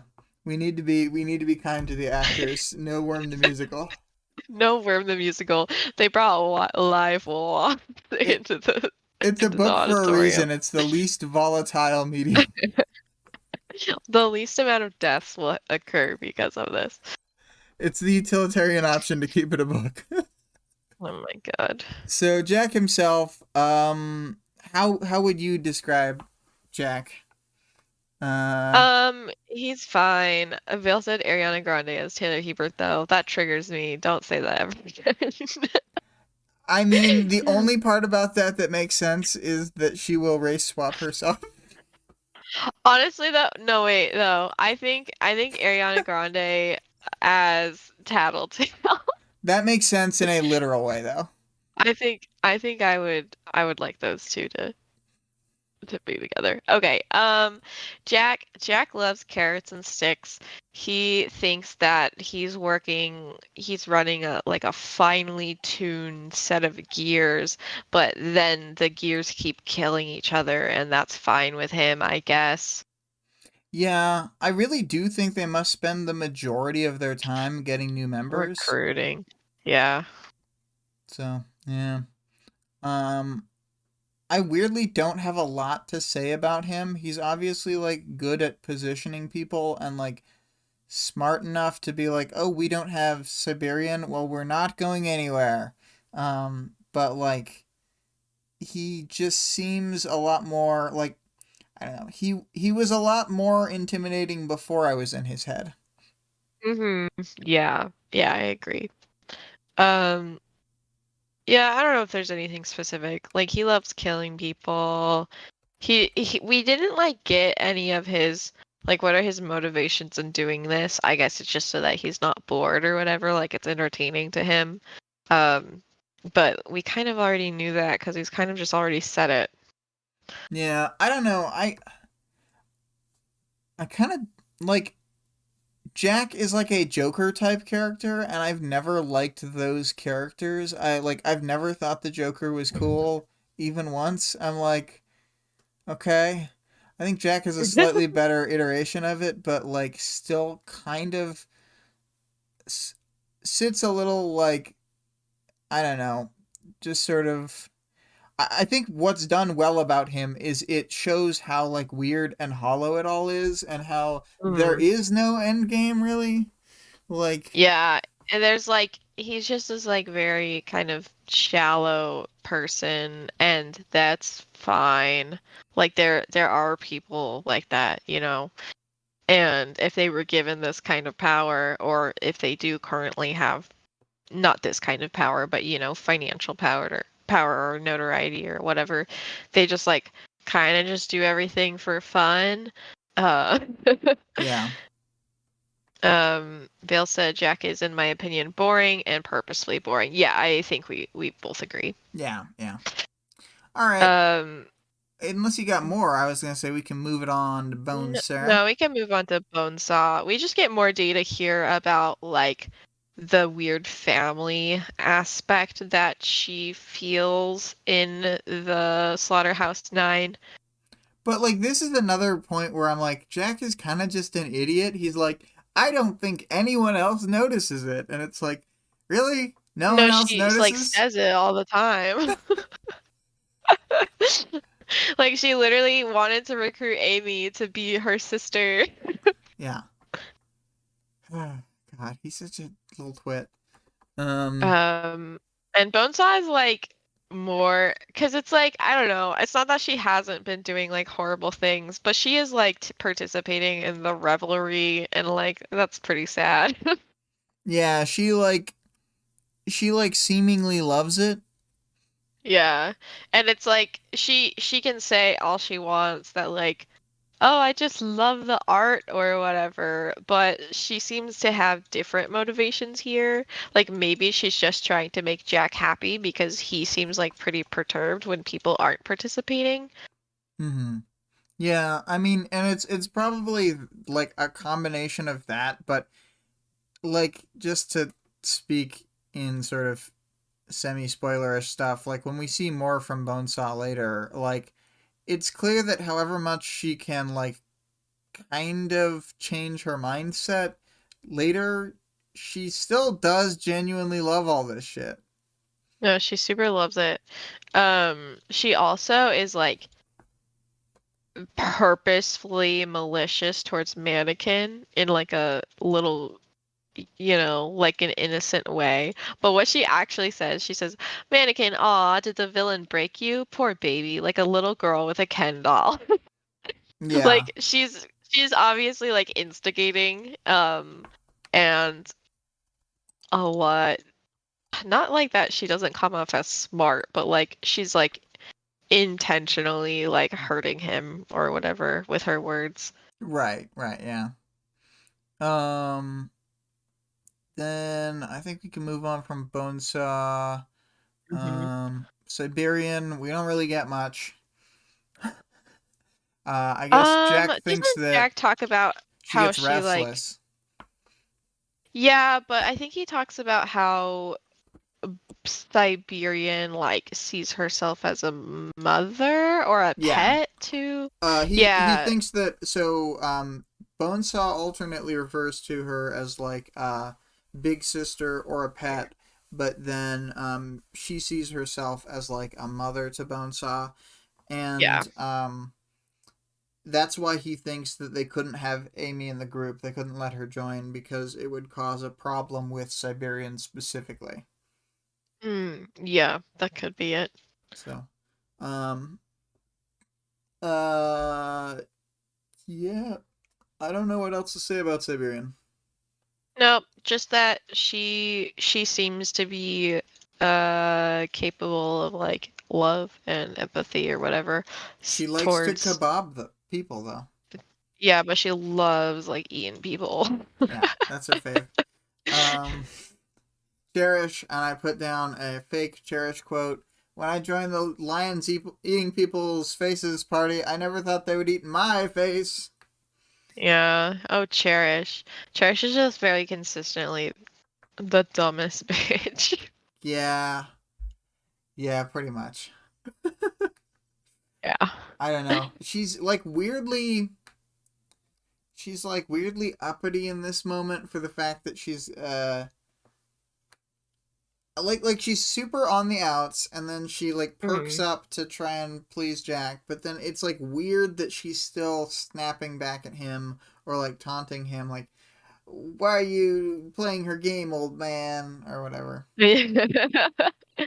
Yeah, I think she just is no, like you said, like things cannot get worse for her. Like we all know that something is impending upon Cherish, and there's nothing she can really do about it. Yeah, yep, yep. All right, so Crawler. I brought out this quote because I didn't want to bring, like, at first I wanted to bring the whole quote about his like form in the like powers section, but it was just Hmm. so long. There was like at least one really big paragraph, a second big paragraph, and then like He's like two a big, medium giant, paragraphs. scary caterpillar thing, right? Like I've never. He's like, okay, so he's got like six major limbs in like three sets that all split, and the front ones have like legs and also like crab claws, and then Mhm. also long fingered human style hands that can manipulate things. And Oh my then the God. back ones have legs and also weird tentacles that are like, You know yeah, I've always just for whatever reason like Crawler in my mind. Whenever I visualize him, I think of the giant fusion not the like forced multi-fusion in Steven Universe, but the giant caterpillar one that's on Homeworld. I think I know which one you mean. It's like a hippie. It looks like Oh like a yeah, yeah, hippie the caterpillar. the really big one with who's sleepy all the time. That is always what I think of when I think of Crawler. That's a much more nice image, I think, rather than And so like when his like brain gets blasted open, he's just like ha ha ha. He is in a really good mood this chapter. I think usually he's like uninterested in things, not necessarily bored because like he doesn't want to be doing anything, I but haven't like had half my brain burned out in ages. yeah, he hasn't like that was a pretty good hit on who did that? Mush did that? Scrub did that. Scrub did that. Yeah, Scrub took out a huge chunk of his head, so he's loving that. He fucking loved it. Yeah, he's just like a um masochist freak kind of guy. He's not a guy. He's like clearly just a thing now. Yeah, he's like barely a human. He's still got like the person classification, but like he's extended beyond human further than most Case 53s, I think. Hmm. So, Crawler loves a good scrub. Oh yeah. Um, Vale had said, I think of him like a Lovecraftian style spider, and 2 plus 4 times 5 says, I've always pictured Crawler as looking like the lizard thing of season 2, episode 1 of The Promised Neverland. Huh. Yeah. Hmm. I love the Promised Well, Neverland. I'm gonna look up what that image is real quick. So, uh, lizard from The Promised Neverland. See if this yields any results. Images. Well, I see a couple different things, so I don't know which one's from that episode. I think whatever. I'm sure that 2 plus 4 times 5 will post it in the Discord later. That's how Hmm. things be. Um, we did get that incredible neuter representation. Um, oh, let's see here. Discord did the link post. Let's see. If you posted it in the chat, it didn't. It probably blocked it. Yeah. Uh, well, I feel like we don't learn anything about Shatterbird or Burnscar here either. Like the Shatterbird. fact that Burnscar is like participating in this shit, like kind of supports like all of Elle's claims about her. Her whole thing that she would say, she would claim that like, well, I had to do Oh, I this. This can't is what help I had it. explained to you that I have to do these things. Yeah, that's true. Ah, I see. It's like a big devoury mouth beast. Yum yum yum. Um, yeah, I mean that makes sense for Crawler. I think I have a really complicated image of him, but I think that it is like semi accurate at least because I thought about it a lot. Because it took me a long time to put together a picture of him in my mind. Um, Hmm. but Shatterbird, we kind of learn. that Jack thinks she's boring, which we could have like figured out kind of ourselves, but this is like a good data point for the way he sees things. Um, Mm-hmm. and we also learn about her that she's like got this whole pride thing going on, like beyond what we would have expected, and could be driven to the point where she'd attack one of the members who she like literally couldn't kill. So, Yeah. um, let's see here. Uh, Burn Scar. Oh, Vale says there's black and white. If you can put the fan art of him in the worm memes, I would like to see that. Vale. Burn Scar, yeah, I put it in the power section, but also was doing like a thing. Um, so this is the quote. The latter with images in flame dancing a quarter-inch off her skin, showing people and familiar objects. Many of the images replaying the scene of Skidmark's demise in miniature. Like, that's so awesome. She's such a weirdo, like playing out the scenes of the evening on her flame self. Yeah. Like, what? What? I mean, like, I don't know, just like most people, it's not like Laser Dream plays out laser scenes on herself. Most capes aren't as cool as Burn Scar, I guess. Scar's just a savage. Um, Mannequin. Mannequin hates to lose, and he hates being teased. Oh, yeah. And I mean, I think he seems pretty upset about his loss, but he's also being punished for his loss as well, which is like a super annoyance. And then You could already tell in his previous fight that we saw that he was like getting furious during the fight. yeah, he was getting like really mad. Because usually he's like really silly and goofy and like having a kind of like a good time.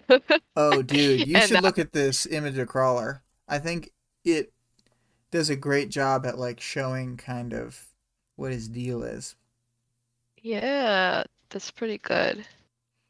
And then he like Jack can also like further trigger him by calling him by his old name to like remind him of what he used to be and his former life and all that. Mm-hmm. Mm-hmm. Haha, I have hurt your feelings. Mm-hmm. That's that stick I talked about. It feels like with Mannequin, it's just all sticks. It's just all sticks. He doesn't give him a lot of carrot, does he? Yeah, I mean, what would Mannequin's carrot be? That he gets to do the kills that Jack already wants him to I think do? it's that he gets to like go after his like target audience or whatever, which is people who are helpful people. You damn helpful And people. yeah, and I guess being with like the Slaughterhouse Nine, he also has access to Bonesaw, who I'm sure helps with his like system or whatever. Mm-hmm. And probably helps with some of his procedures and stuff. Yeah, yeah. So, I also had this blob for the merchants as a general group because I don't really have that Well, a much to bunch say of them about got Mannequin. murked, so like, do we even care? Well, that's why I piled them all. Like that's why I literally said including the capes. Because Jack killed I can't Jack believe he doesn't have killed a Jill on his team. what is Stop. What is his name? Oh my God, Skid Mark, Skidmark. He Squid kills Mark. Skidmark. He kills Squidmark, and then they rip off Squealer's arms, which was probably a kill, but doesn't necessarily have to be. And then they do kill Mush as well. They like explode him or something. Yeah, Burn Scar like burns his whole body, and I don't think Mm. that like he has a secret core that's safe. I think he's just dead. Yeah, I think he's just dead. Um, what did Vale say? Vale said, I bet it doesn't bother him at all. He just has momentary confusion, like, oh, why'd they call me that? Weird.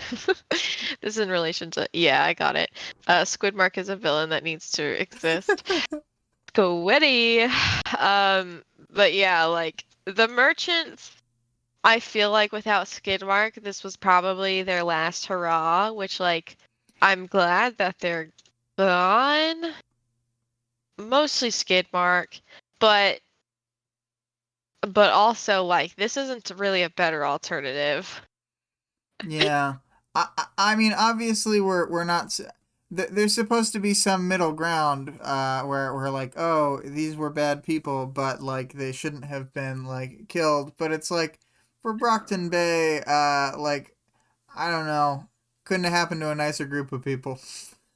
Yeah, it's like you can see right now they're just being the absolute worst. Like this whole setup with the coffins and rats and drugs, like so many people did they already start like getting buried or whatever? 'Cause like They buried who's one gonna coffin. It was unclear if there was already a person inside it or not.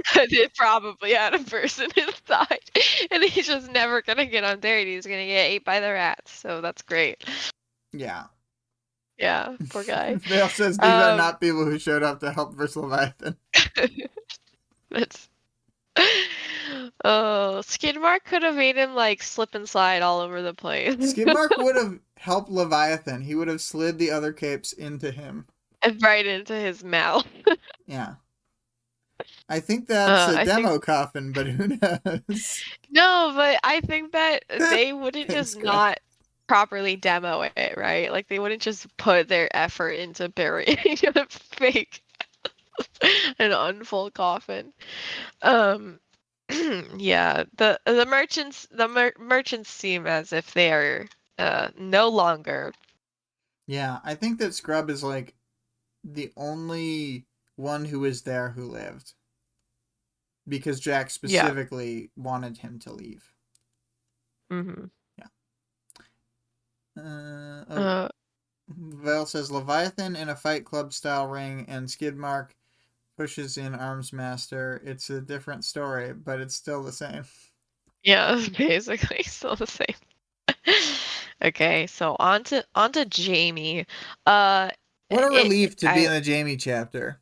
yeah, what a relief to be in a Jamie chapter. What a nice break. Jamie is not her real name. It's just the alias that she gives to the doctor during their meetup. But like in her head, she refers to herself as Jamie throughout the whole chapter. So it doesn't really matter. Um, Yeah. like that's just gonna be her name. It's also Nilbog's name though, which was annoying. Yeah. When I googled Jamie parahumans, I was like, Nilbog? Is Jamie secretly Nilbog?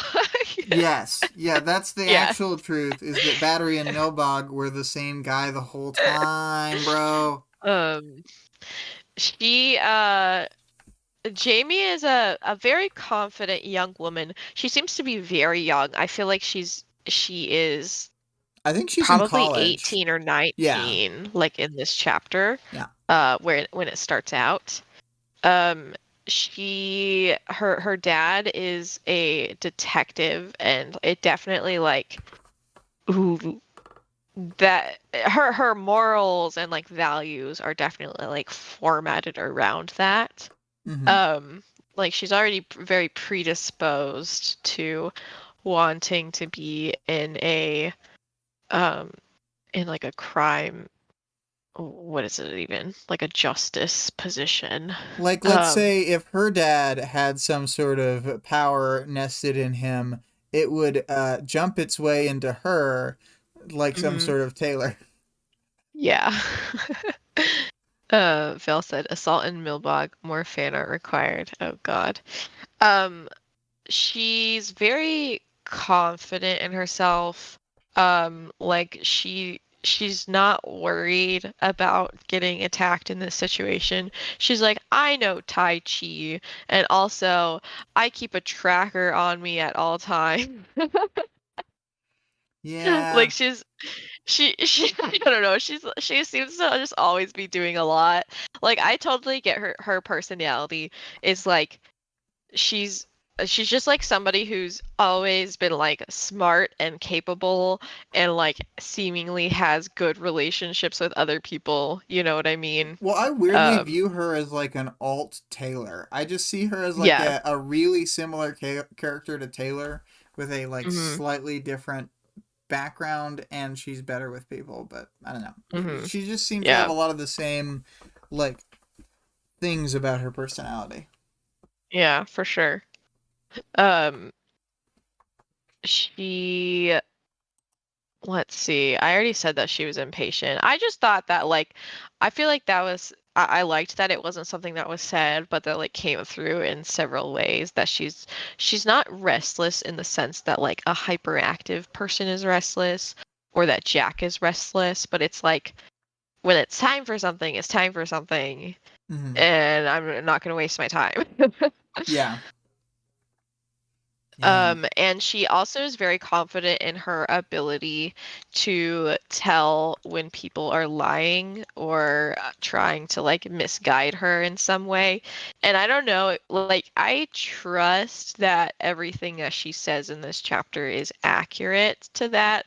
Like when she thinks the doctor is lying to me right now, it makes sense that that's the truth. Yeah, yeah. I get the impression it's we're meant to believe the things that she believes. Vale's saying goodbye, Hmm. so goodbye for now, Vale. I will.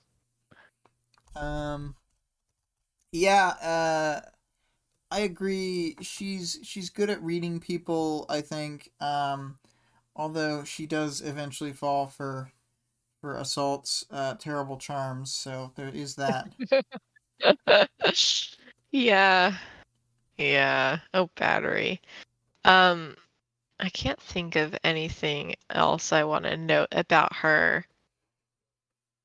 She seems like a good person.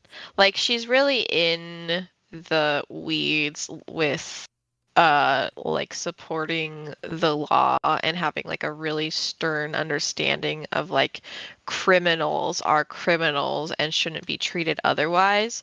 And it we don't get into like I guess I wish that maybe the focus instead of just being like a cutesy sort of like romance towards the end, it was more a focus on like her changing her perception of like what it means to be a good or bad person.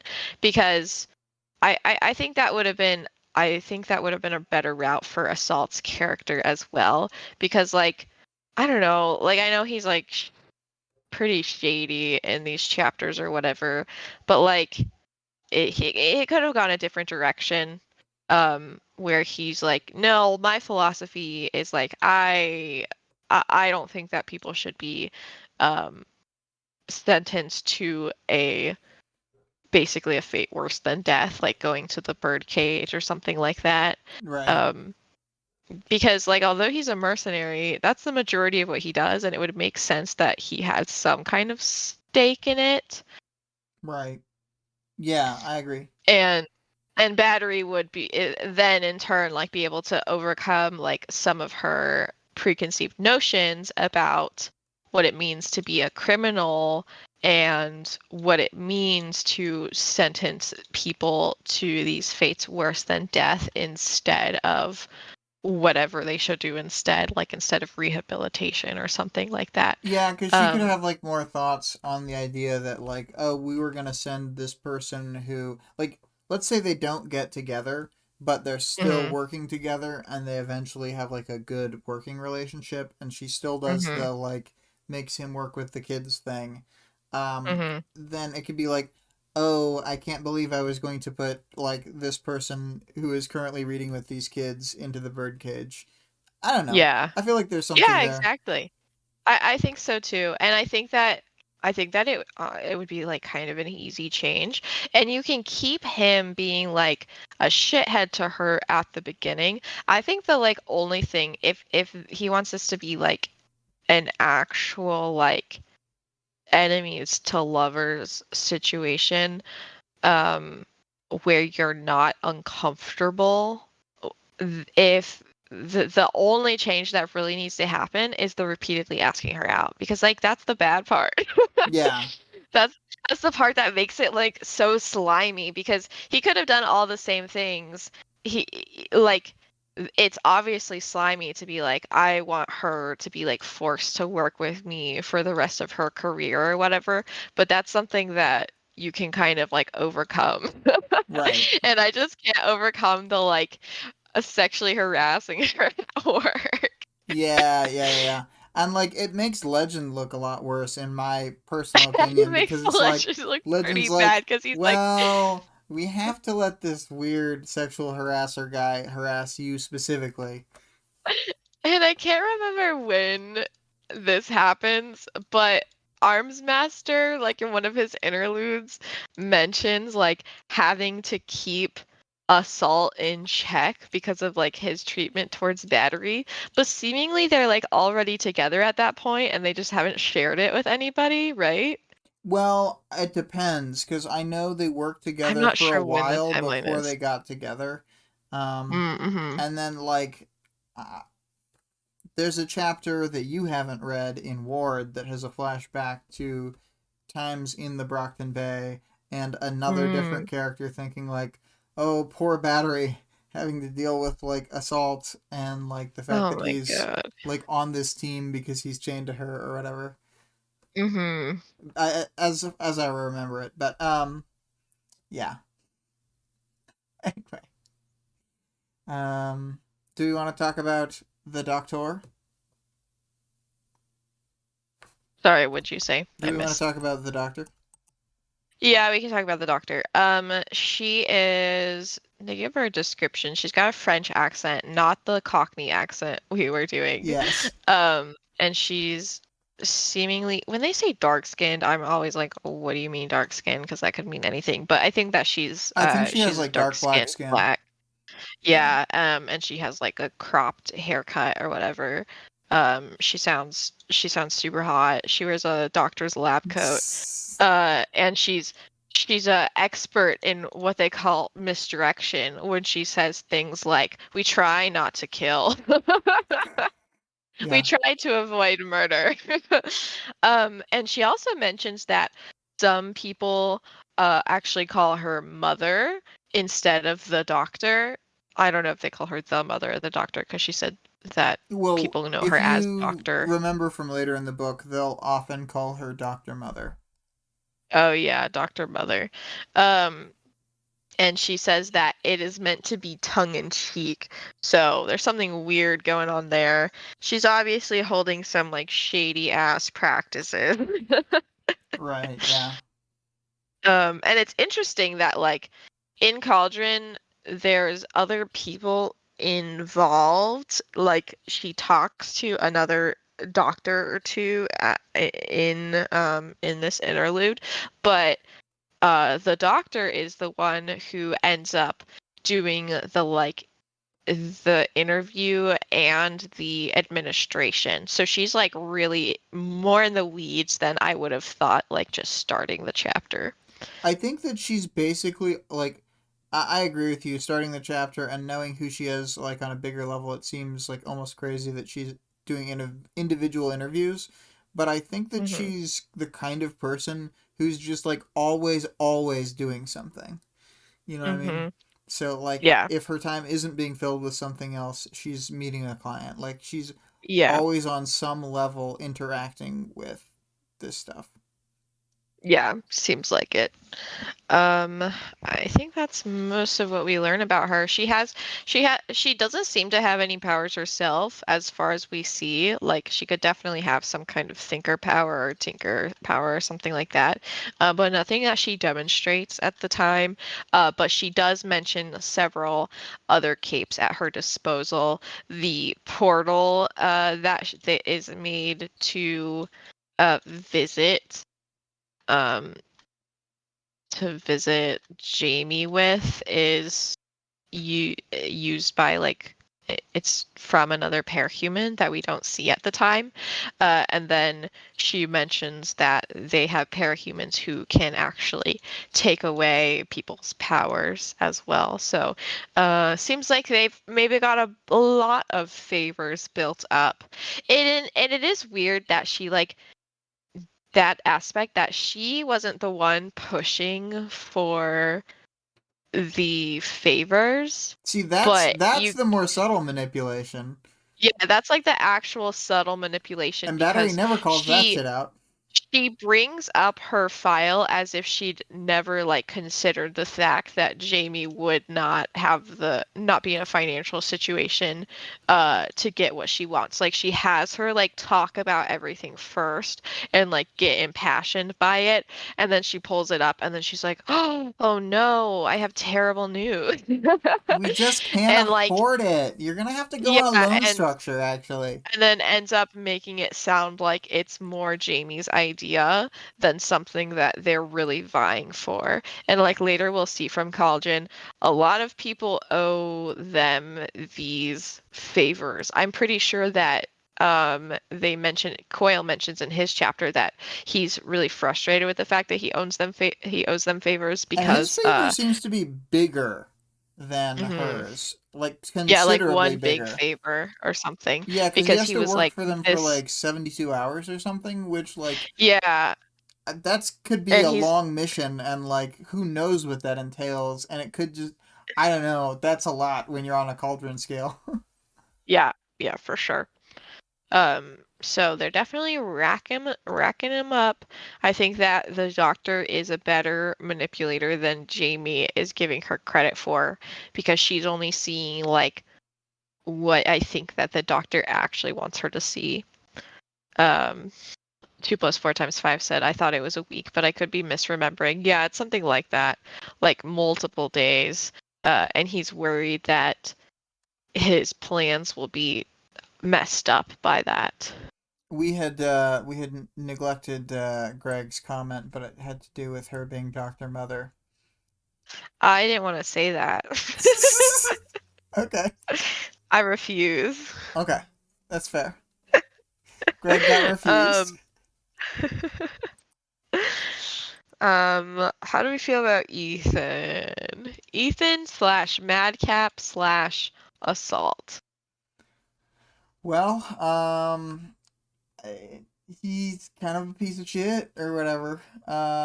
He's not that bad, Mm-hmm. but he just kind of sucks in a way that, given knowing real people, I'm like, he sucks in a relatable way to a lot of the people I know who suck. He sucks in too much of a real world way, and that's the like thing about enemies to lovers. Like I think that they need to suck in such a like in such an unrealistic way, like such a way that's outside the normal bounds of like the of people you could possibly know for it to work. And that's why like I think it like doesn't even it's not even the fact that he's like I want to be on Battery's team only and I'm going to like use my name to like ruin your reputation. It's the and then he proceeds to ask her out repeatedly for like a year or more. It's like piled on top of each other, like all these different Mhm. things, and like I guess it's three major things. It's like the breakouts and fighting her, the like actual capture and like annoying like him being on the team, and then the sexual Mhm. harassment afterward. But it's like if there were two of these three pillars, I wouldn't have the chair and I wouldn't need to worry as much. It'd just fall over. But you have all three, and it's really holding up this like shitty dude. You know what I mean? Yeah. They've Yeah. And successfully built him. yeah. And I don't know if like he's even meant to be that shitty. I think that I don't there's a think little so. bit of like I think that there's a little bit of like wild bow not really knowing how to pull this off in the right way. Um Which is like I don't think he's going for like this mega romance that like everybody would be on board for, but I think that there is like a genuine romantic aspect to it. Uh and I think he can probably do better. But I think I'm he only does do better. Like I think his relationships are better later on. I don't think this was meant mhm. to be like amazing great romance. Like Yeah. nothing is meant to be like this is aspirational. Like it Yeah. just is. It Um, just is. but I also do feel like this is like something that was a writing weakness that he's gotten better at generally. So yeah. Yeah, I agree. Um, it goes hand in hand with dropping the good girls. Yeah. Um, what else was I gonna say about him? Yeah, I wish that like um that his character was fleshed out a little bit more in this chapter. Like I said, like I think that they could have started with this really like shallow relationship where she sees him a really specific way, and then when they start working together, like she understands him more as a person, and I think that that would have been um like really compelling for me because we're gonna see like him have some like some emotion later on that I think could have been more powerful with that background. Right.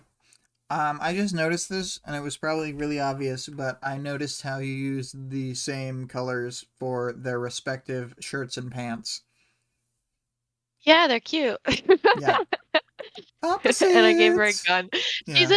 She so in this story, this is like probably like a Zootopia plot line where Yeah. she's like a new She's Judy detective and she's Hopps. not and she's not being taken seriously and then he is a Streetwise like an Fox. arrest. Yeah, she's an arrest that he's an arrest that she has to end up working with to like solve a case or whatever. Um, and he slipped out of his handcuffs, and it's funny. Mm-hmm, definitely. Um, Yeah, and it's he's secretly Kylo Ren. it's so good. Oh my god. I was Um, going for kind of like a greaser bad boy situation. yeah, I knew. Um, I couldn't tell if. I mean, I didn't think so, but I thought there was a small chance you were going for the same sort of like Hispanic, like I don't know, guy kind of look with the darker Yeah, hair, and like his skin's not that much darker than hers, but it's just a shade darker. yeah, yeah. Listen, drawing the fan art day to make me kind of think that this would be a cute story, but it didn't change my mind on all of it entirely. 2 plus 4 times 5 says Assault is apparently a furry 2 veil 2 hours before the hosts bring up Zootopia as a direct comparison. Okay, listen. The I thing know about that it is, Zootopia has lots of problems, but on the other hand, there's this gazelle, and on the other hand, the two characters are so cute yeah, and they have their cute little love story together. yeah. Oh yeah, I was gonna say for the enemies to lovers, I think that it works best for me when people are when it's like enemies to lovers in a low stakes setting where it's like junior high or high school Oh, and they're the same that's a age and rivals to they're lovers. yeah. Yeah, I suppose that's true. But I would consider like the plot line, and I know you haven't seen it, but like the love story plot line in Owl House to be like Hmm. direct enemies to friends and then friends to lovers later kind of thing. But Hmm. the overall total arc is an enemies to lovers. Even Yeah, though they're more like theoretically rivals, she doesn't even go to the same school at the start. that's so funny.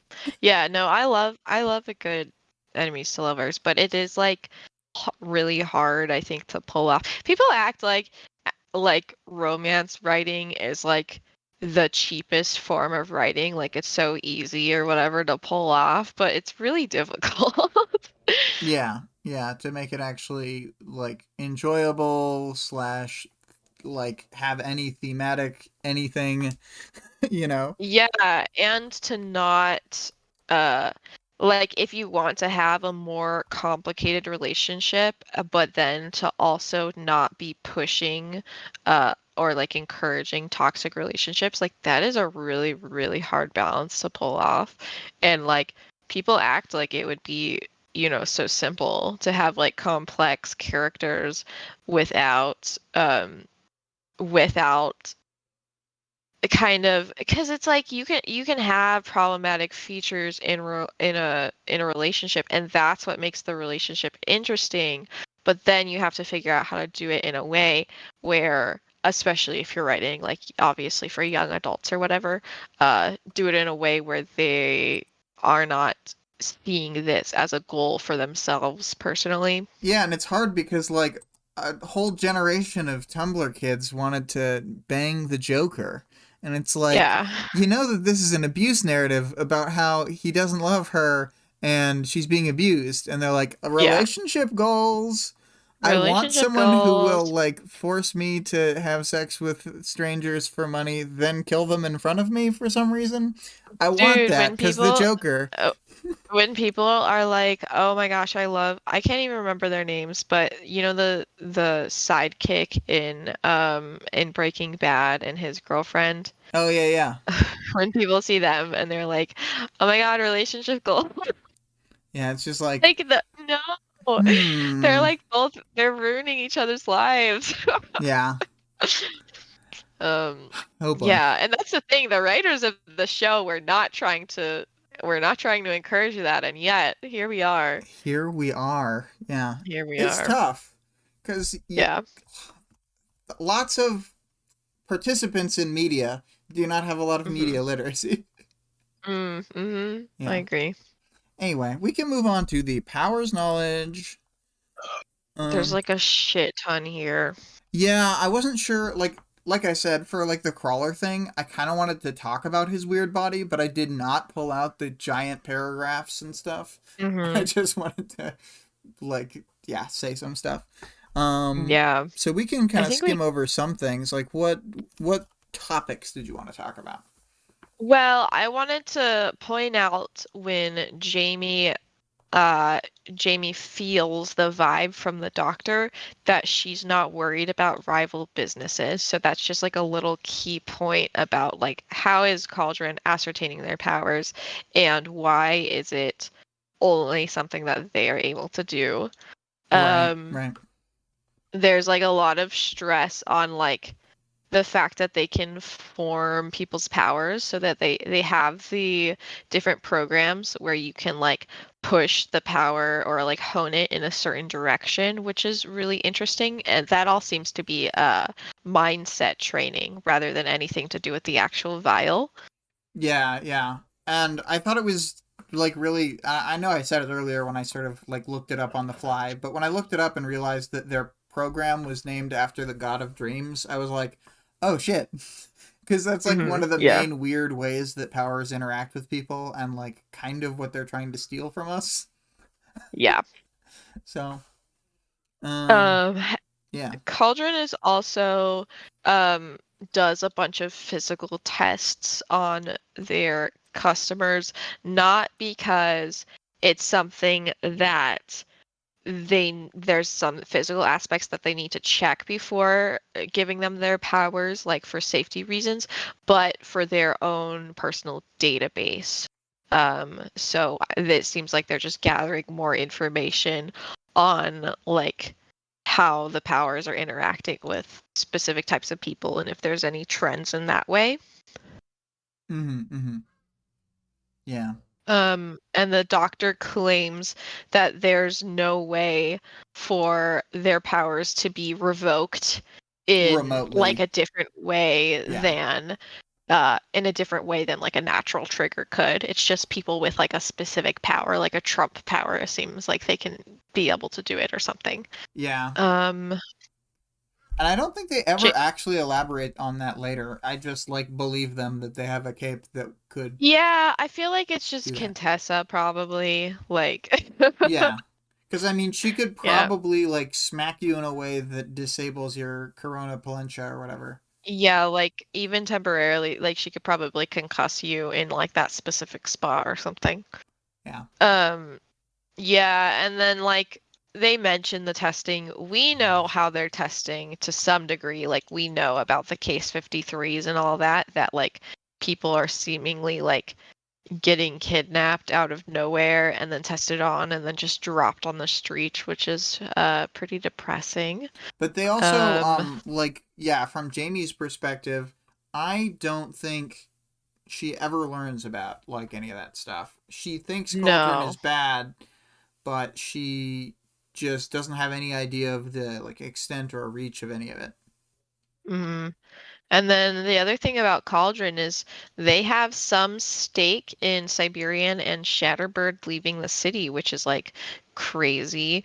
We do know that Shatterbird has bot powers, so that Yeah, could because be she part said of that it, in right? the Hook Wolf chapter for Yeah, sure. she says it in her interlude. I don't think we know anything about Siberian's background yet, so I mean maybe Siberian is also a Cauldron Cape and they just like are paying for the other like Cauldron people to let them leave, but I don't know, it seems like Cauldron probably has their own stake in this.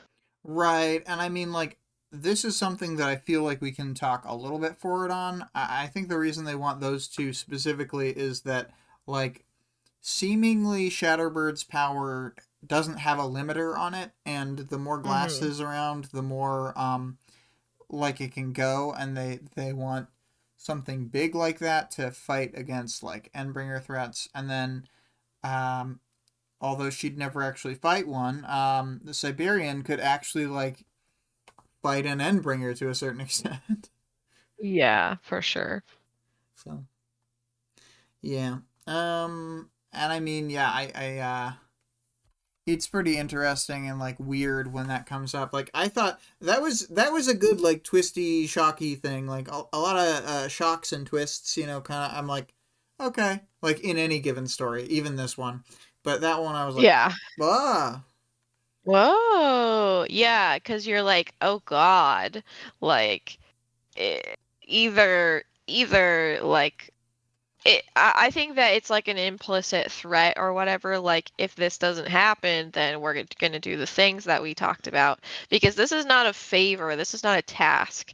This is like Siberian and Shatterbird are to escape the city. It's not like you're to help them escape. Like, you're going to provide the end goal.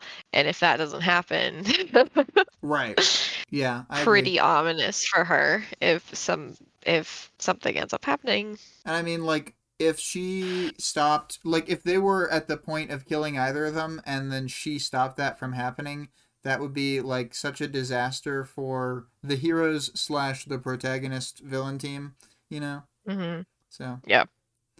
we'll see what happens with that. Um, I pulled that thing about the flame images. I just thought that was so fucking cool. The fact that they're It was good. detailed It was enough great to play imagery. the scene of Skidmark's demise, like that's crazy. Um, Hmm. and then for powers, we did see like a crazy display of powers and just like weirdness and like a real show off of how dangerous they are as a group and how they can kill off an entire crowd basically, you know, without hardly any problems. Um, and then Jack kind of thinks about their powers a bit, but we didn't learn that much because we already had all their own chapters. Oh, I guess we saw Hmm. Crawler's healing for up front and like see it happen, and it is pretty crazy to think that it takes like a couple seconds for an entire like half of his giant car-sized head to come back. Yeah, he's put a lot of work into this. Yeah. Um. Do you have any other things before we move on to the next section? Oh, Greg had said about the Nope. romance novels. It's difficult to do well. It's easy to cookie cutter out a bunch of books though. Yeah. So, I had brought in a bonus, the review of bug moves in the arcs throughout the first 12 arcs. And do we want to alternate through these a bit? I think this is all you. Okay, that's fair. And so this is because of how like crazy her bugs got this arc. I feel like it's a noticeable step up from 11 to 12. Um, oh, but anyway, so arc 1, Bug Ball does a swarm of bugs. Ultimate technique is Bug Ball so far. In arc 2, she does like almost nothing, so Fly Vision is her ultimate technique. Not very Mm, effective. Arc no. 3, Bug Up the Nose. This is Very pretty. effective. It's very effective, but this is pretty bad. This is one of the bad guy things she does. This is one of the evil things she does. In Arc 4, she uses her power camera block. She remembers to never show up without a swarm, because that's the only move she has enough bugs for. In Arc Yeah, that's pretty 5, depressing. she uses Drug Bug. I think Drug Bug is pretty good. I guess she also uses like human form bug blob to set off a claymore, which is kind of cool. Um, Hmm. Arc 6, we got costume wasps. She can attack with concealed bugs. Um, and sting arms master's face. Uh, Arc 7, we've got the proto swarm clone. It's a hot, sweaty pile of bugs. Arc 8, bug tracking. This is a standout, and she's super useful in the Leviathan fight. Um, she's able to just like perfectly follow around their target, even though he's super fast. Hmm. Proper swarm clones in Arc 9. She's got several at once and can pretend to fall when hit, etc. They even stumble and whatever. Arc Yeah. 10, she uses capsaicin bugs, also known as spicy bugs. Pretty good technique. Arc Hmm. 11, I actually forgot one. Giant bug cloud above the city. Um, which, mm, mm, mm, mm. Mass communication, bug speech, pretends to form from swarm, and blind fighting. With minimal bugs, she can still close her eyes and knife fight. So this getting pretty impressive comparatively. And then Yeah. Big yeah, escalation. I think there's a big escalation between where we were at in like 10 and before to 11 and onward. And then Yeah. even the jump between 11 and 12, she's got bug pest control, bug listening, like she starts actually listening with her bugs. Hmm. Um, and then the thing she did before the Shatterbird attack, where she's running around putting words on walls, so forth. Hmm. Um, the bug supply gathering and materializing in her hand thing. Um, and then the web constellation formation around Mannequin. Um, Yeah. And do you want to say, because I find your particular reaction to this stuff on first blush to have been very funny. Um I just was like with the fighter plane formation specifically. where they had the Like bugs carrying the spiders. it's You hated that for yeah, some it's just reason. I don't hate it. It just was like it was so alarming and like out of nowhere. And it was like, this is what you're gonna like put your concentration on. Because like she does a pretty good job at like gunking him up a little bit, but it's like a high effort for low reward in this situation. I think it was Um, the clinching factor. She needed to debuff him before fighting. it's just, yeah, exactly. But like, at what cost? I don't know. It's just so goofy and it's like this is what you went with? I don't know what I would have went with. Like she could have done more bug jamming, you know what I mean? Like she didn't need to do it with like the crazy silk because the silk was it do they do they I think that Wildbow treats the silk as not flammable actually, which like isn't necessarily the case in I real think life, but it's it's fine. I think it's semi-flammable, but like people think that spider webs burn, but they just dry out Mhm. really fast. They are actually Mhm. slightly like flame resistant. So it's Okay, like the okay. opposite of if it was an equivalent pile of like lint or wood or whatever. Yeah.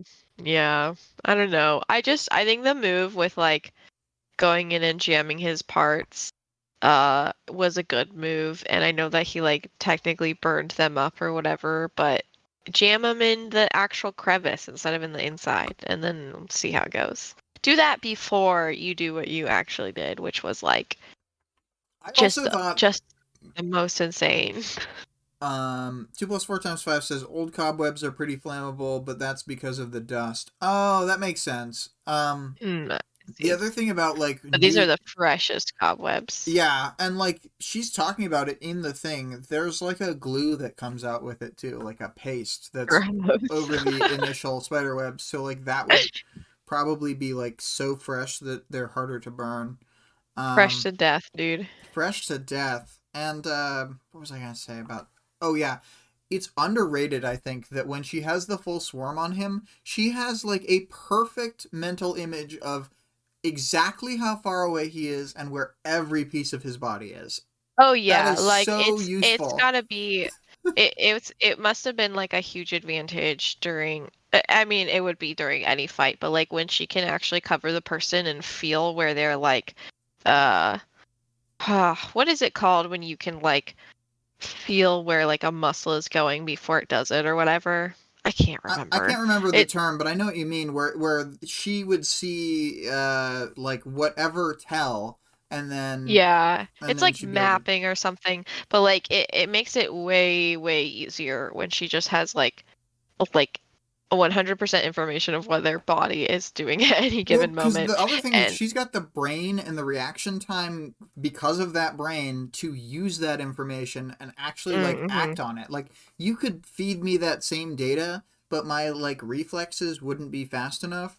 But she has a Yep, targeting computer for a brain, yep, so yeah. yeah, for sure. And like that's why, because I don't know, I guess I've never heard anyone say this, but it definitely like comes off like Taylor's going against someone stronger than she's ever fought before, and who like we just saw cut up arms master and like has been doing this kind of thing for a very long time and rarely losing, and yet Mm-hmm.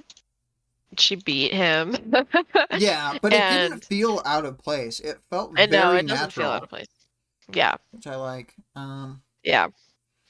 Yeah. I'm kind of ready to move to the arc 12 wrap up. I just wanted to compare Okay. this to the previous arcs. I really like this one out of this section of arcs. I think out of the Slaughterhouse 9 section, like let's say everything from arc 9 to arc 14, I think this is my favorite one. Mm-hmm. How do you kind of feel about this? Um, it definitely isn't my favorite, but I just because it's kind of like dark and grimy and I feel whatever, really which icky in that third chapter where they're talking to Jack and the other three. I that yeah. and then Jack's chapter feels really grimy, but the rest of it, like the run through the city and the fight, I really like those things. Even the triage thing, I like. I don't know. Mm-hmm. So Yeah, but yeah, overall I really like it. I'm trying to pull up my art so I can remember some of it. I like the last couple of chapters where we see some like good genuine allies to Taylor. That's why I drew Forest. Sierra, Charlotte, and Forrest, Mm. because it's like Sierra and Charlotte are having like a hard time with her at this moment, but it's not because of like they're scared of her like Taylor. I mean, part of it is probably that they're scared of her like Taylor thinks, but like she thinks Sierra she seems to thinks have that like a they're pretty like, complicated view of her, to be honest. yeah, right. Sierra like will later on like be warning her brother like in whispers like that Taylor Well, doesn't actually don't hear the fuck with words her. of, but essentially like don't fuck with her, like don't like mess around. She will like just hurt you. Seems to be the vibe Yeah. of it. So, Yeah, and she sees her do a lot of that stuff, but like, um, because of the uh, other stuff that's like more heroic, I think that both of them to different degrees, like Charlotte and Sierra, um, like respect Taylor at least and mhm. think that she thinks that she's doing the right thing at a given moment at least. Whereas like that's not going to be the case all the time. Yeah, So yeah, for sure. I agree. Um, yeah, and then it was really nice to see like her actually like save a bunch of people and then like get like Forrest's support in that moment. I don't think they call him Forrest at this point, but like yeah, he's gonna join. He's gonna join like their little crew or whatever of helpers because he's just like a bystander, and he like finally decides to like take an action, and like hopefully this will change Taylor's view of what a bystander can be. You know what I mean? What a non-cape can be and can Right, provide. right. And I mean, like, he is the first person that she sent with Charlotte to go save someone, or Yeah. the little family in the house, as the, like, I need to make this a bigger task and not send just Charlotte. So, like, she literally did that as an intentional thing, and then he felt empowered by that, and then was able Hmm. to help her in the right moment. It's Yep. like, I don't know if there's like a specific word for it, but there's, she was able to Chekhov's gun him into her life Yeah. with her, like, attention, and yeah. Yeah, she like empowered him, like you said. Like he saw that both that she can like make the right calls when it counts, and that he can contribute to the situation. So Yeah. And that's nice to see. I didn't want to end the arc without complaining about it one more time. Brian, this whole arc, like, Brian has been like, you're moving too slow, you're moving too fast, you're moving too slow. What does he want? He's just really judgy. I don't know. Yeah, anyway. Um, Okay. well, I think that's mostly all I had to say. But Yeah. yeah, audience participation. I'm gonna read the answers from the Discord, then we'll sort of say whatever we have to say. So for 12.x, I'll go through and read the two 12.x answers. We got from Vale Squealer. I think when she joins the PRT after the events of the next chapters, in the offshoot where she lives instead of Scrub, it makes all the scenes with the PRT vehicles 1,000 times more fun going forward. Rule of cool. And then Greg said, agreed, Squealer. Every Tinker has the potential to be really cool, but she never realized my dream of a fleet of Mad Max style crazy cars. That made me sad. Or a Squealer Armsmaster collab to make and it says Batmobile crossed out Armsmobile. Yeah.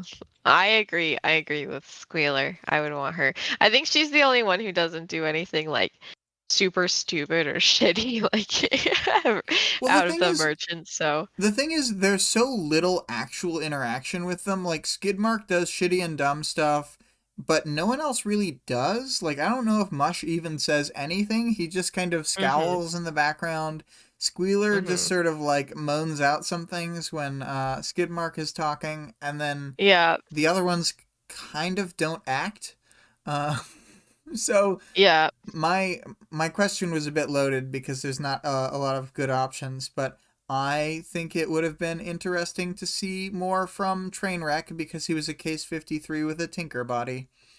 That's true. And uh he also like could have been a part of the Undersiders Travelers like bigger conglomerate. Yeah, there's a lot of people who, like, I get why Coyle was only sending those two big teams and like keeping his other resources so that he's not like putting all his eggs in one basket, but there's a lot of people in his crew who I think would have assisted them well. Like, in one of their plans, it would have really helped to just have two like cold-blooded killer snipers to just Mhm. take the shot. But Yep. whatever. Um, then 12.y, moving on to that chapter, we've got discuss your first read thoughts, if you can remember them, on Cauldron after this chapter. Only answer from Vale is, I don't remember having specific thoughts on Cauldron. This was a very big reveal and strongly sat with me, but I didn't have any response to them as an organization. And then 2 plus 4 times 5 put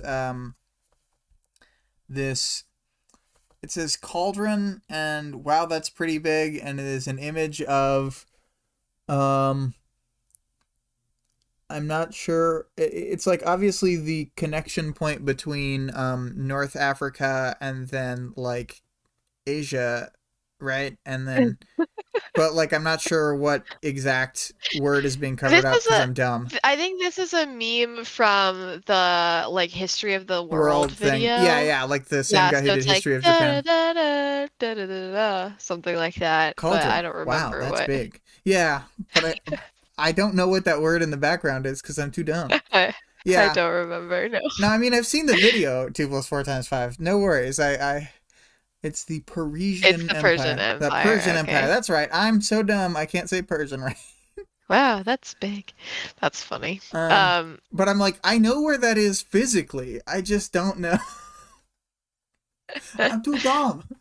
Um. Anyway, moving on from that debacle. Uh, if I can try and remember my own thoughts, I was like, wow, this is some crazy shit. And, like, I was very focused on the idea of, like, why would they want to keep, these two specific, like, Shatterbird and Siberian alive? So I think I mhm. was too wrapped up in that question in Yeah, my me too. mind. I was probably stressed about that. Yeah. So, boom, answered. And then for our question for next week, which I will post right now, it was, what deal would you offer the Slaughterhouse 9 to help get out of that jam? The jam at the end of Arc 12. I'll probably Hmm. reword this question in editing in a minute, but basically the gist of the question is we didn't think Tattletale actually did a great job of setting up a scenario for them. She maybe threaded the needle as best they could, but it just didn't. It seemed like maybe something better could have been done. Yeah, it could have missed. It could have been like a real miss with Jack, and then it like does not really. It doesn't put them in the best scenario. It I think there could have been better it kind for of her just gets team them out of specifically. this jam, like in a way. Yeah. I don't know. Yeah, it just adds. It just is almost as bad of a jam as they were in the first time. Yeah, I almost feel like if they hadn't been injured, like if let's say the four Slaughterhouse 9 had walked out of there and Tattletale hadn't been hurt but also hadn't started a deal. Mm. We're in this mythical alternate timeline. After we're done with Taylor running home, blah blah blah, then like the problem might be that Mannequin goes back to the group and then they just immediately all go and kill Taylor. Maybe. Yeah. Um, Mm. but aside from that possibility, I was thinking, what if the Travelers and the Undersiders just like left, like got put on a cargo jet by like the massive resources of Coil, and they just bailed? Because like They should the just bail. Slaughterhouse 9 can't effectively follow them in the same way because like Coil's power is like power that exists within normal systems. Like he has money and like mercenaries, but their power is power that exists solely within their powers. So they can't like Hmm. travel in traditional channels. They can't buy Yeah. a C-130. Unless they So had Squealer on their team, they could just make whatever. exactly, they fucked up. They really fucked up with Shouldn't this have one. ripped her arms out. They probably should not have ripped off her arms. Yeah, yeah. I have made an executive decision to not play the full outro thing when I have a guest, as I have been doing, because then we Okay. gotta like bail off the call, and it's weird. Uh, so I'm just going to, I think, start up my outro time. Still play the full version for the little outro, but we'll just while we're talking.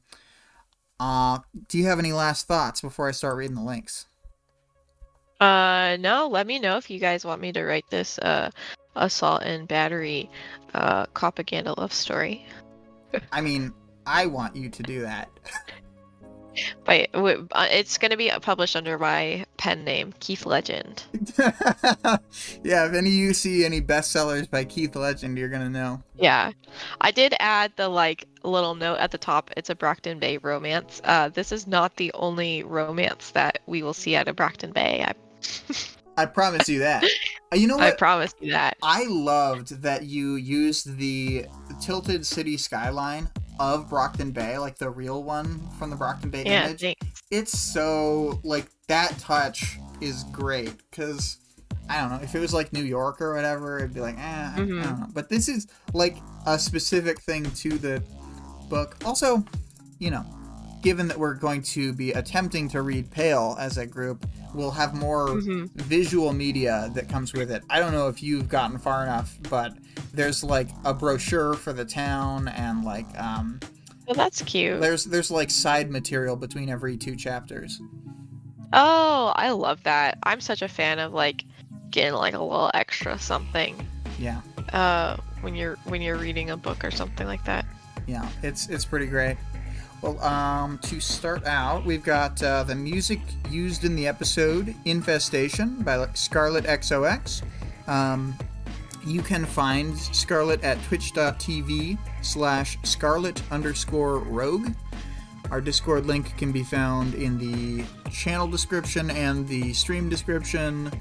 The author of the work being discussed can be supported on Patreon at patreon.com/Wildbow.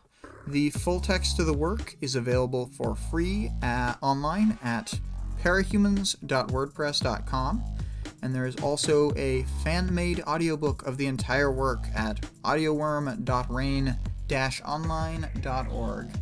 So, yeah, that's all our stuffs. Goodbye, everybody. Well, thanks for being here, bye. and thanks for chatting. Have a nice week. Bye.